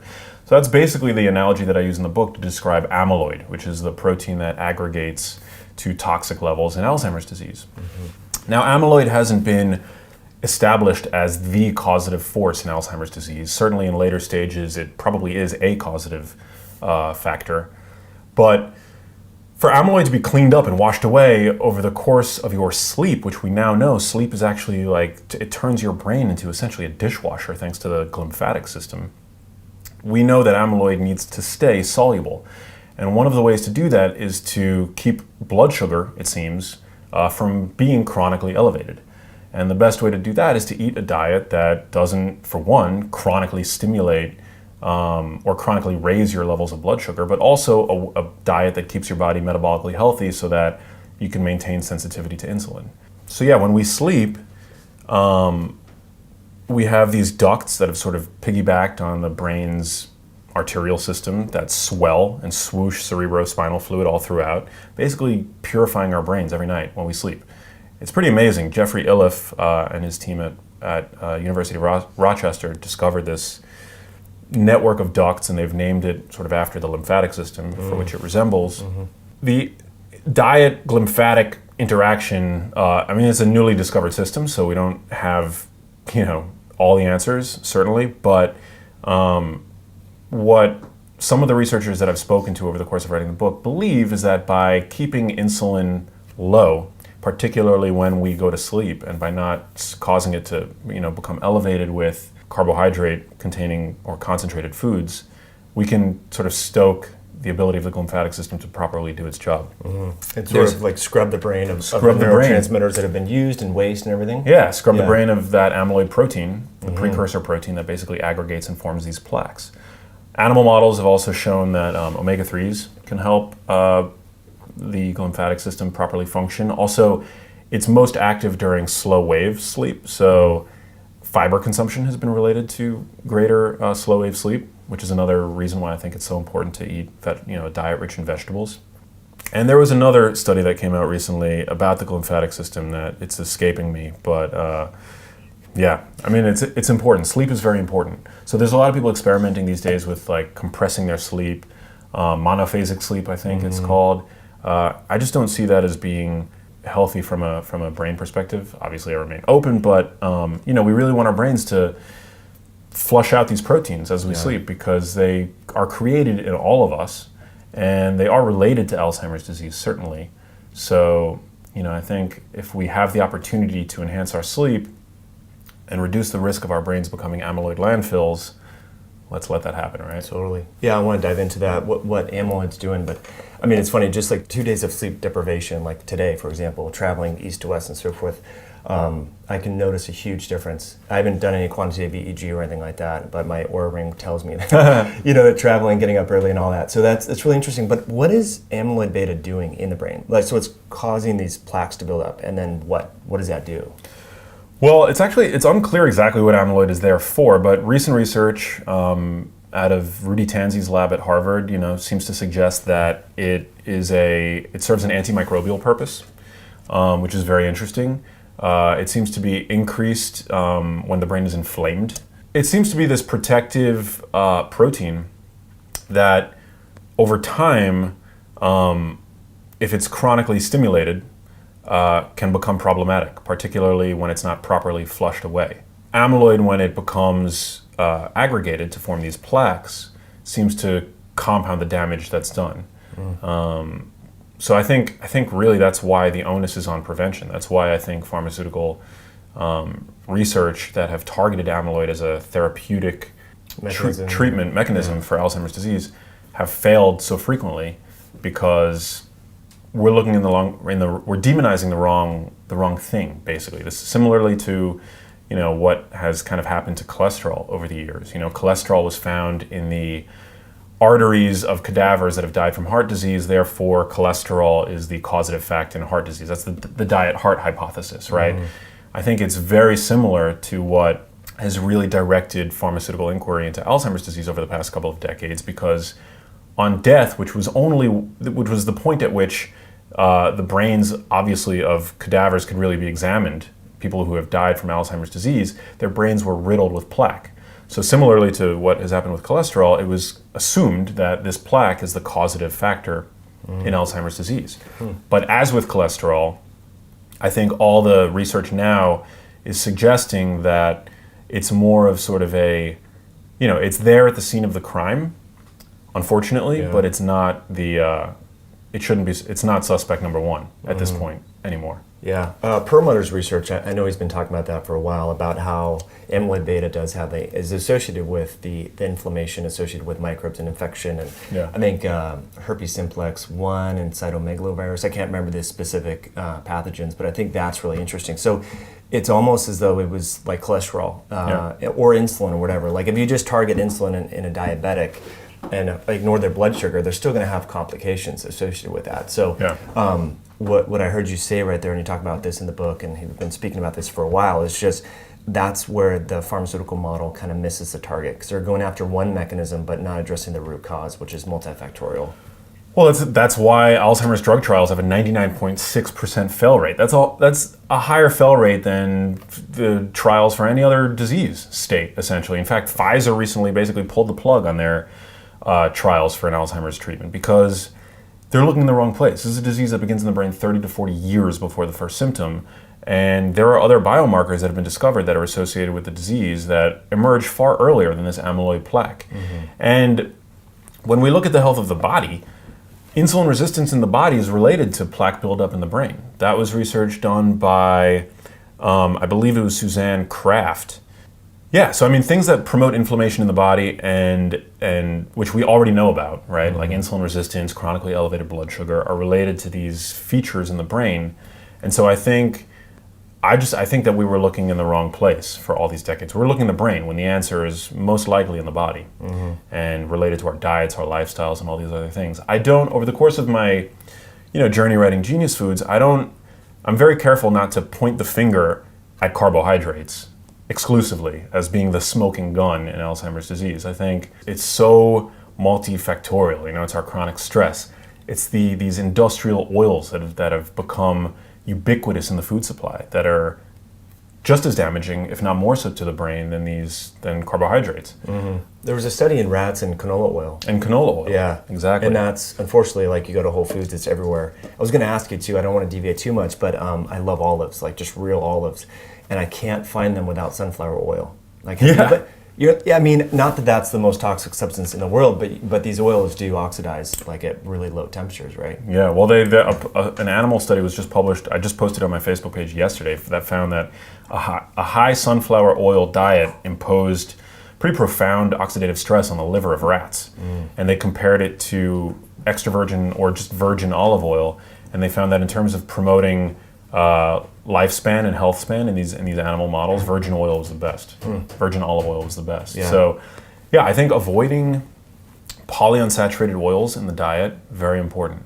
I'm even not a fan of going crazy with the fish oil. I think fish oil is very important from a high quality source. We want to be really cautious over the fish oil that we're consuming. But polyunsaturated fats, generally speaking, which includes omega-3s and omega-6s, I think we're meant to consume in whole foods in trace amounts.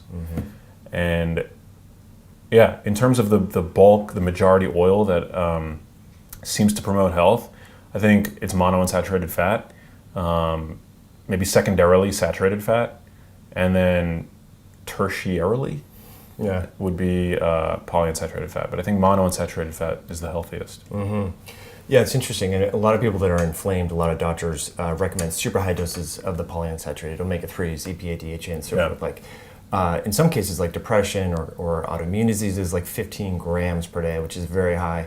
So it's interesting that you bring that up while it may have an anti-inflammatory effect and affecting various downstream inflammatory signaling pathways.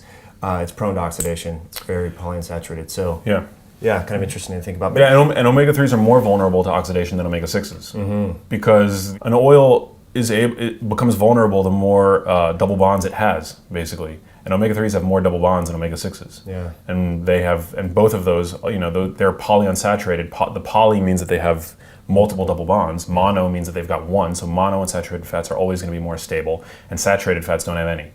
But omega-3s are more vulnerable to light, heat, and oxygen than omega-6s. So that's why, even though canola oil is often considered to be the most healthy of the polyunsaturated industrial oils because it has a smidgen more omega-3s, it's actually completely misguided information because omega-3s are even more vulnerable. And so that makes canola oil even more dangerous because of the likelihood that a greater proportion of that oil is oxidized. Yeah, scary stuff. All right, going back to the brain, there's a few things I think people really should know, and that's at elevated levels of HDL and LDL, I believe, over 65 is protective against dementia. Talk about that book. I can't remember the exact study, but I think that's really important. People like our parents' age who want to preserve their brain health, their doctors are telling them that they need to get on a statin, right, to lower the cholesterol. But there's a seemingly protective effect in the brain. Well, basically, I mean, when you get your standard cholesterol panel, which is what 99% of people are going to get when they go and they get their cholesterol tested by their doctors, what the doctors are essentially doing is weighing the mass of cholesterol in your body. They're weighing the cholesterol. It's like the Freeball equation. It's really like an extrapolation. Yeah. But when you weigh something, the analogy that I use in the book is like a highway A and highway B. On both highways, you have 100 passengers, right? Highway A, 100 passengers, Highway B, 100 passengers. On Highway A, those passengers are traveling in 5 buses. On Highway B, those passengers are traveling in 100 cars. Highway B is going to be more prone to pileups, to road damage, road erosion, and delays than Highway A, which has those 5 buses on them, right? So your standard cholesterol panel, essentially what that's doing is it's basically weighing what's on the road. But 5 buses and 100 cars, because they're all carrying 100 people, might weigh comparable amounts. So it doesn't tell you anything about road conditions. When you get your LDLP measured, which actually tells you the amount of particles, you are actually figuring out with that number the amount of vehicles on the road. And so, although the science is evolving, it seems that all things considered, having a higher LDLP seems to be the more risky biomarker, or the more reliable biomarker for assessing cardiovascular risk than your standard LDL panel, which basically weighs the amount of cars on the road and people on the road without telling you nothing about road conditions. And those buses, basically, what those buses is your particle size. So when we have large, fluffy LDL particles shooting around in our vasculature, they're basically buses. And all of these lipoproteins are VLDL particles. When they're sent out from the liver, they're in the form of buses, but over time they shrink and they become more like cars, basically creating this traffic, this backed up traffic in the blood. And so we talk about in the book ways of making sure that your particles stay large and fluffy. And one of the ways to do that, or I guess the chief way to do that, is to make sure that your liver is able to properly recycle these lipoprotein carriers before they get too small. And there's genetic factors, and again, it's evolving, and we actually don't know what actually causes heart disease. We again have correlates, but it's the same thing with brain disease. Lay people like me, prior to writing this book and really going on this journey, think that medicine has all the answers. But medicine doesn't have all the answers. Medicine is not an infallible measure of truth. Science is a method of finding things out, of asking questions and seeking answers. But our bodies are so complex. They're infinitely complex. And that's why really anybody who purports to have all of the answers, I think you've got to be really weary of. Skeptical, yeah. Yeah, that's really, really fascinating point. I definitely want to get into how you got into the research, because I think that's really a powerful thing. But want to go back to the LDLP. I think that's interesting when it comes to brain health. I've looked at LDL particle testing and phenotypic testing, and there's a Boston Heart and Berkeley Heart and all that. LDLP, is it associated with dementia and Alzheimer's? I haven't looked at that research. I'm not familiar with any research relating that specifically to dementia and Alzheimer's, but one of my colleagues at the Alzheimer's Prevention Clinic here in New York City has observed in his clinic that a greater number of small, dense LDL particles seem to be related to lower than expected performance on tests of executive function in his, prevention population, which is basically young, healthy people. That hasn't been validated or proven, but it would make sense from a mechanistic standpoint. The liver's ability to recycle cholesterol particles is impeded on by inflammation and things like that, and these are all factors. Inflammation can affect the way that the brain performs. So I think, concrete answers remains to be borne out in the literature, but everything's connected, and especially when we look at cholesterol-lowering medications that basically lower the body's synthesis of its cholesterol production. That has been related to cognitive problems that in extreme cases can look like dementia. So the body's cholesterol system is really important in terms of the brain. How it is directly related, we don't yet know, but that's why I'd be very weary of, ever in my own, for myself, taking a cholesterol lowering medication, and definitely being more vigilant about lab reports that I get and looking into them and really kind of trying to understand what's going on, as opposed to just treating something in my body based on a number. Yeah, that doesn't necessarily cause heart disease. It's associated potentially in middle-aged men. Yeah. I don't think that cholesterol is the problem. I think it's always going to be there at the scene of the crime, and so it's very easy to sort of put a spotlight on and to throw in the lineup. But yeah, I think that inflammation is, I think, more closely tethered to heart disease risk, and heart disease risk relates to the brain because the brain is fed blood and nutrients by a vascular bed, of nearly 400 miles worth of microvessels that supply blood and nutrients to the brain. I don't think that cholesterol is the bad guy. I think that keeping cholesterol, the cholesterol that is in your body healthy, I think is very important. And keeping those lipoprotein carriers healthy is very important. And therein, I think, lies its relationship to disease. Cholesterol is a fatty, waxy substance, and like other fats, it's prone to oxidation. So when we have our blood sugar chronically elevated and glycating those lipoproteins and causing inflammation in our blood vessels, and particularly in the context of, the damaged polyunsaturated oils that we're consuming now ad nauseum, I think takes these otherwise benevolent molecules, which are very important. Every cell has cholesterol in it, and making those molecules go bad essentially by disfiguring them, by making them oxidized, essentially, in our own bodies. Yeah, it's super. The oxidative LDL oxidation is really interesting. And so those small LDLP, the small dense, those little cars on the road, not the big buses that we talked about, Highway A, Highway B, those are prone to becoming modified or oxidized and damaged. Well, yeah, because they're spending when those lipoproteins are shipped out, they're all in the form of buses, essentially. And so when they're small, they've had spent more time in the bloodstream, in proximity to oxidative products and byproducts, and it makes them more prone to causing trouble. And also embedding themselves in the vascular bed, where they can become lodged and accumulate immune cells and form that fatty streak. Yeah, it's characteristic of atherosclerosis and plaque and all that. Yeah, but that can also occur in your brain as well. I mean, that's what the second most common form of dementia is, basically mini strokes in the microvasculature supplying food essentially to the brain. Yeah. So crazy stuff. It's funny when you're talking about so LDLP, I mean, just to kind of summarize, is basically a proxy of metabolic inflexibility, right? So the liver's kicking out a bunch of more cholesterol molecules. And so one of the tests that I love to recommend to people, because not everyone has access to these advanced lipoprotein particle tests, just an ApoB, apolipoprotein B test. So on VLDL, remnant lipoprotein, all LDL are going to have ApoB. So very inexpensive proxy to look at this. So we know that's linked to metabolic inflexibility, right? And that's linked to aberrant insulin levels. Insulin affects the housekeeping functions within the brain. You talk about in the book a few different complex enzymes, which I think are pretty fascinating. IRS1, insulin receptor something 1. Substrate 1, yeah. Yeah, and IDE. So let's kind of finish off how these, when they're high, they're correlated with aberrant brain dysfunction. Yeah, so I mean, and science is still sort of figuring all this stuff out, but IRS1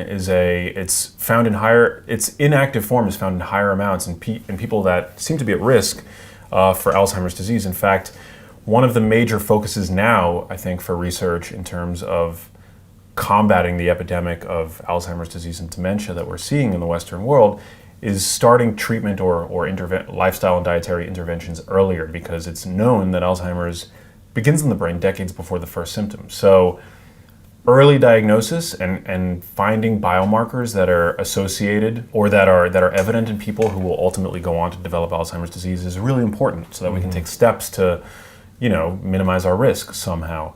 And one of these and the notion of using a blood test to do this is very enticing, because doing a spinal tap, doing brain scans, these are all very expensive, very invasive.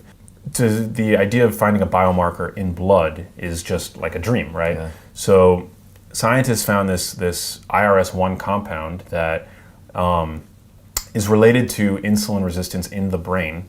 And they found that within 10 years, they were able to predict with 100% accuracy whether or not a person was going to develop Alzheimer's disease based on their levels of the inactive form of this compound in blood, IRS1.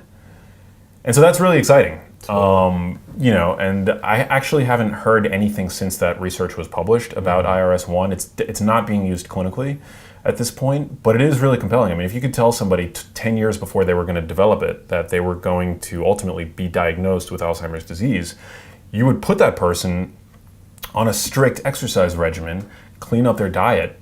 In fact, the guidelines for treatment for mild cognitive impairment, which is often considered pre-dementia, were just updated to include exercise for the first time. Exercise as a disease-modifying treatment for people with this pre-dementia, which often, but not always, converts to full-blown Alzheimer's disease. And what's the time frame there?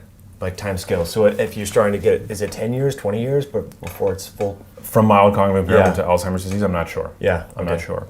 But anyway, go back. Exercise is a tool. And cognitive impairment can be the result of many things that won't necessarily convert to Alzheimer's disease. So it can be, there are pseudo dementias. People can be so depressed that they, mimic, that their outward expression mimics that of dementia. There can be medical reasons. And so that's why it's always important, if you're having memory problems, to go see a doctor and to rule out any medical causes. But yeah, oftentimes MCI does progress to Alzheimer's disease. It's a major risk factor for developing Alzheimer's disease. And so the idea of being able to intervene early, even before mild cognitive impairment, I think is a it's a dream scenario for somebody who is at risk. And there's really good, the world's first long-term, large population randomized controlled trial in patients that were at risk for developing cognitive decline found that a battery of lifestyle interventions actually significantly delayed cognitive decline. So these interventions matter and they're effective, and that's why the guidelines for MCI were recently updated. That was Bredesen's work, right? That was not. That was Mia Kivipelto at the Karolinska Institute in Stockholm, Sweden, the finger trial. Wow, I'm not familiar with that. That's amazing. Yeah, I document that in the first chapter of the book, and I've actually went there to document it for Breadhead. Cool. So that's awesome. Yeah. That was probably the most inspiring interviews that you've done, right? Because this battery, I mean, a lot of researchers look at like IDE. Bredesen cites this trial. Wow. So Bredesen, while I'm a fan of his work and his direction that he's taken, he's published very impressive case studies. But Mia Kivipelto, I mean, her trial involves 1,200 people with regular check-ins. It's an ongoing trial. And these were at-risk patients, rigorously documented. And she's the real deal. Her research, the finger trial, provides the strongest evidence to date that cognitive decline is not an inevitable aspect of aging. So, she's profoundly awesome. Wow. Yeah. So what was the inclusion criteria? Did they have memory issues going into it, or these are random samples? They did not. They all had at least one risk factor. So whether it was age, depression, loneliness, things like that, they were at risk. So, and they were older. They were an older population, but they were asymptomatic. They were pre-symptomatic. And over the course of 2 years, what they found was that by adhering to this battery of lifestyle intervention, so there was exercise, there was nutritional counseling, social support groups. They found that these patients were not only able to delay cognitive decline, but improve their processing speed by 150% and improve their executive function by 83%. And this is an older at-risk population. So, we talk about neuroplasticity, that's incredible. But it's also a sign to me that just how effective our lifestyles and our diets are in terms of, modulating brain function. And this trial is ongoing. So they actually also recently announced the first round of results that were published didn't differentiate between ApoE4 carriers and non-carriers. ApoE4 is the most well-defined Alzheimer's risk gene. What they found is that even in patients, and this was recently published, with the ApoE4 allele, lifestyle interventions were just as effective, if not more so. For them. So, for them. Yeah. That is confusing in the low carb, high fat community. If you have the ApoE4 allele, what does that really mean and all that? Have you tested yourself? Yeah. I'm basically of the opinion, and based on not nutritional dogma, but the researchers that I've talked to, not one of them who is deeply involved in Alzheimer's prevention and are practicing clinicians are pro eating a high saturated fat diet. And it actually makes a lot of sense to me that, the low fat craze over the past 50 years was bad. We know that. It was built on shoddy science, and I'm glad that the tides are now starting to turn, but the pendulum is also swinging in the other direction now, where people are pounding butter and coconut oil and things like that, right? When you look at a cow that is sort of our domesticated version of a wild, like a cow is not a wild animal. A cow is a domesticated passive thing. Yeah, Neil deGrasse Tyson had this quote. He got a lot of shit for it, but he basically said that a cow is a human creation designed to turn grass into steak, right? We can learn a lot from cows, and we know that when a cow is fed grass as its predominant food, it has less saturated fat in its meat content than a cow that's been fed grain. So what that tells me, it offers a hint as to the relative proportion of saturated fat that we're meant to consume in a proper diet. When we're eating animals that are fed what they actually want to eat, they have less saturated fat. So I don't think that eating sticks of butter and excessive amount of saturated fat is necessary for anybody. But I also think that it might be potentially deleterious to brain health. Do I make any restriction over saturated fat when contained in whole foods? No. But I think, and one of the reasons for this is that saturated fat reduces the amount of LDL receptors on the liver. So that can actually impede LDL recycling, which is really important for maintaining, those large buses as opposed to having a bloodstream filled with small, dense cars as opposed to buses. Sure. And it's not known really the impact that, or the mechanism by which ApoE4 seems to mediate the increased risk for cardiovascular disease that it confers and the increased risk for Alzheimer's disease. But I think it's thought that it imposes on LDL recycling. And so saturated fat might affect LDL recycling by way of the LDL receptors on the liver. There's a lot of speculation there, obviously, sure. but yeah, I mean, to me, it makes sense. And, there's no evidence that consuming tons of excessive saturated fat boosts brain health anyway, so why do it? I think it's always wise to hedge your bets. Totally. On the other hand, when talking about things like grains, there's no biological requirement for grains. They're energy dense, nutrient poor. So there, I say there's no need to consume foods like that either. So yeah, I think it's really important to take a balanced and scientifically sound approach.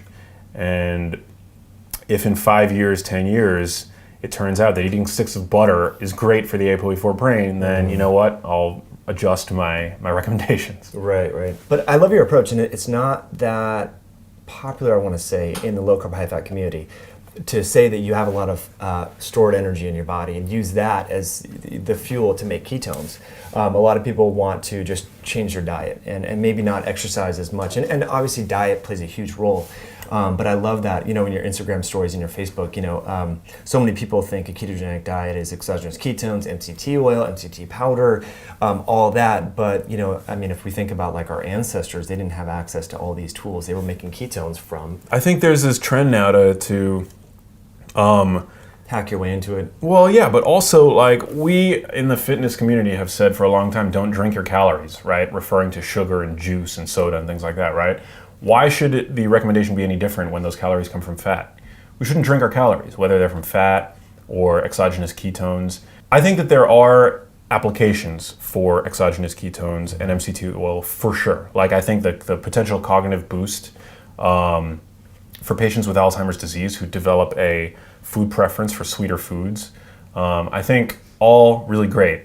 I think in terms of weight loss and satiety, fat burning, things like that, I think that there's a lot of confusion. So I just, I want people to be able to make informed consent when purchasing these products and using them.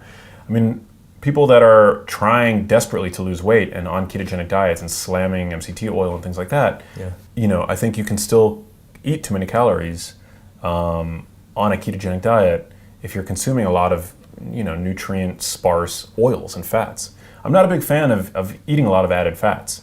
I mean, with the exception of extra virgin olive oil, which I try to consume 2 to 3 tablespoons of a day, in terms of like nutrient density, oils and fats are not very nutrient dense. Mm-hmm.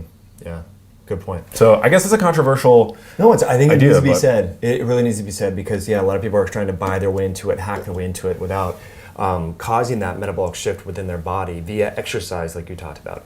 Cold stress is one with brown adipose tissue, and then the time restricted feeding and or intermittent fasting is awesome. Fats also do not promote satiety the way protein does, for example. So I think if you're trying to feel a greater sense of satiety, go for whole foods, protein, things like that. I mean, full fat Greek yogurt, chicken breast, chicken leg, which has a lot of collagen in it, actually very good.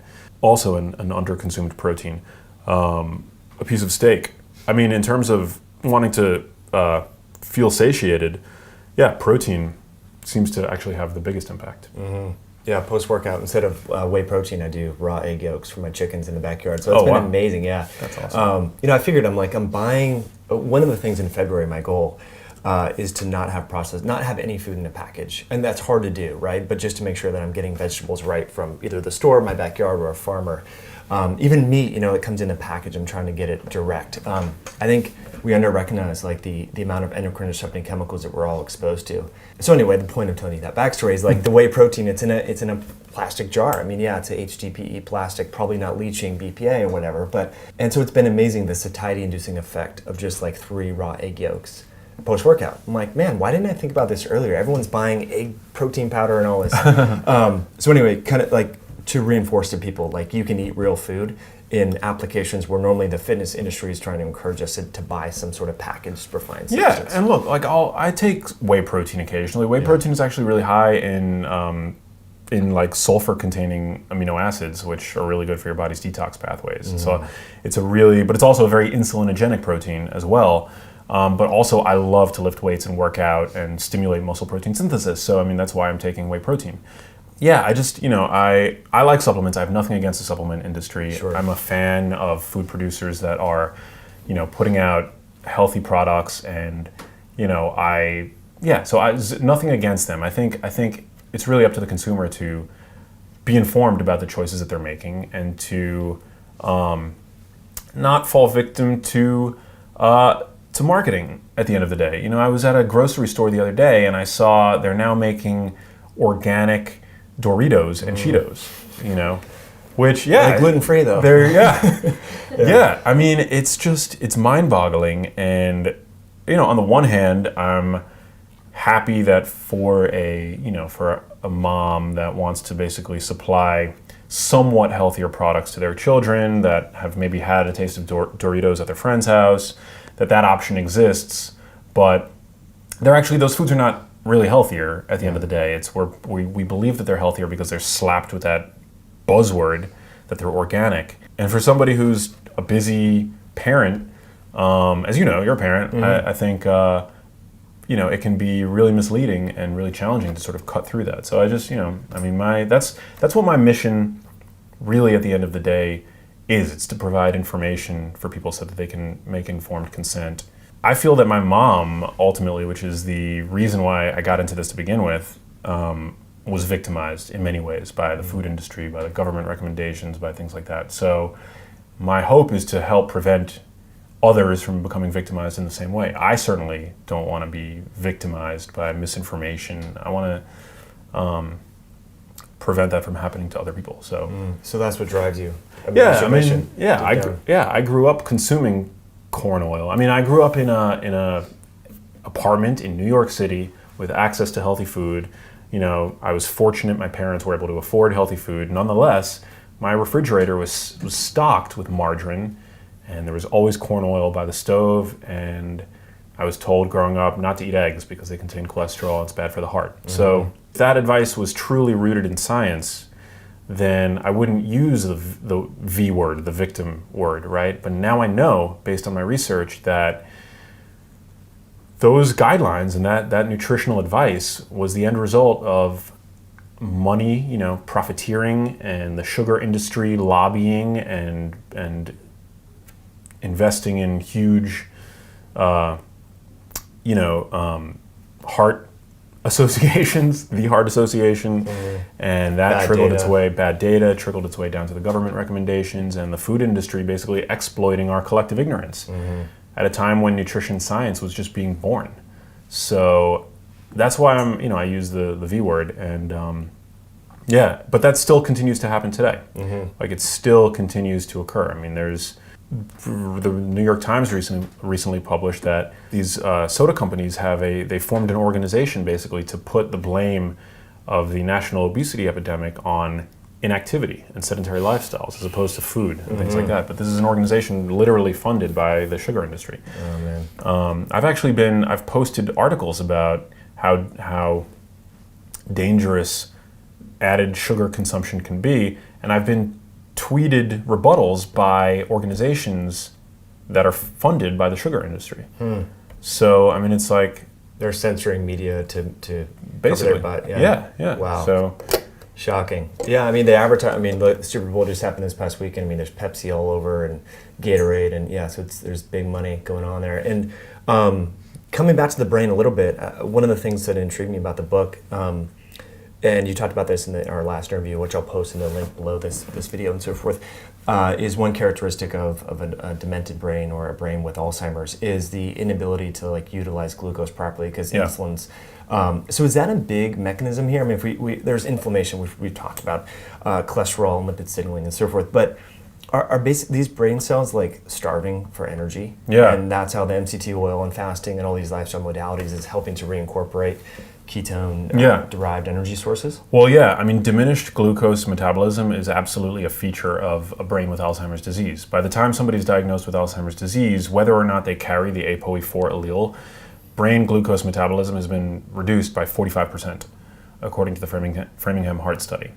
That seems to be the unifying thread that links that really, because if you look at the ApoE4 allele, people that carry that seem to have slightly diminished glucose metabolisms in their brains throughout life. I mean, essentially, they've done scans in 20-year-olds and found that there's a reduced glucose metabolism in ApoE4 carriers. So that to me seems like, as a very early marker associated with Alzheimer's disease, a potential causative feature. And in fact, when people develop insulin resistance and even obesity, that seems to affect their brain's ability to produce energy from glucose. So it's tied to lifestyle factors that we already know, and conditions that we already know are not good for us. So that's why I think, nurturing the body's metabolism as a means of protecting brain metabolism, I think, is very beneficial. And also, the ability of a brain to generate energy from ketones is not deterred by aging or Alzheimer's disease or the ApoE4 allele. And the ApoE4 allele is considered to be the ancestral version of the ApoE4 protein. So it seems to me that, and this was a term coined by Sam Henderson, that our keto-deficient lifestyles have basically been to the detriment of our brains. That remains to be a really hot topic for Alzheimer's disease, and there's a lot of really 5 years ago, maybe a few papers mentioned Alzheimer's disease as a form of diabetes of the brain. But now there are many papers. It's become sort of a growing chorus of researchers and clinicians who are really approaching Alzheimer's disease as a metabolic problem in the brain. And for the first time this year, a ketogenic dietary intervention in patients with mild Alzheimer's disease was tested, and it seemed to promote better cognitive function while they were on that diet for patients with Alzheimer's disease, which is really key because prior to that study, it was tested in patients with mild cognitive impairment. One of my friends, Robert Krikorian, was the researcher in that trial. And so now we have data on patients with Alzheimer's disease that it seems that ketones are able to sort of provide an energetic life raft for the brain. Is that the cure for Alzheimer's disease? I don't think so, because adherence is very difficult. In fact, it's particularly hard on the caregivers. And as I mentioned briefly, Alzheimer's patients actually develop a sweet tooth because it's speculated that it's their brain sort of crying out for energy in the form of sugar, which is ironic because those are the exact processed foods are the exact kinds of foods that promote inflammation and seem to be related to reduced glucose metabolism in the brain. But yeah, I am a fan of the notion of using ketones and being in an intermittent ketogenic diet throughout life. I think that's important, especially in light of the notion that the ApoE4 allele is potentially our ancestral version of the gene. So prior to agriculture, when food availability was more unstable. Right. Unpredictable. Unpredictable. Yeah. Gosh, it's amazing stuff. So keto can be good, but it's not the end all be all. Yeah, I think keto is definitely good, and I think over the course of one's life, acquainting your brain with using ketones as a fuel, I think, is likely very beneficial in terms of allowing it to generate energy and the glucose hypometabolism thing is a pretty profound feature. I mean, the fact that it's diminished by 45% in brains with Alzheimer's disease is pretty startling. Hey, if you like that video, you need to check out this one here, and I'll see you there. When a client presents to you, actor, musician, whatever, and they've got to get in shape fast, walk me through the process. So depending on if they're trying to lose body fat or look gaunt, Jesus in the Passion had to look gaunt. Another client we worked with was playing a caveman, had to look gaunt. Someone else had to put on muscle mass. Putting on muscle mass takes way more time than losing weight. It also depends on what the person currently looks like. and how long they currently look like that. So if they used to be an athlete and they kind of gained a bunch of weight, it's not so difficult to get them back to that. If this person's never had muscle mass on them, all of a sudden you're like, oh gosh, this is going to be a challenge. But if they're within striking distance, as fast as 5-6 weeks, you can make a tremendous difference.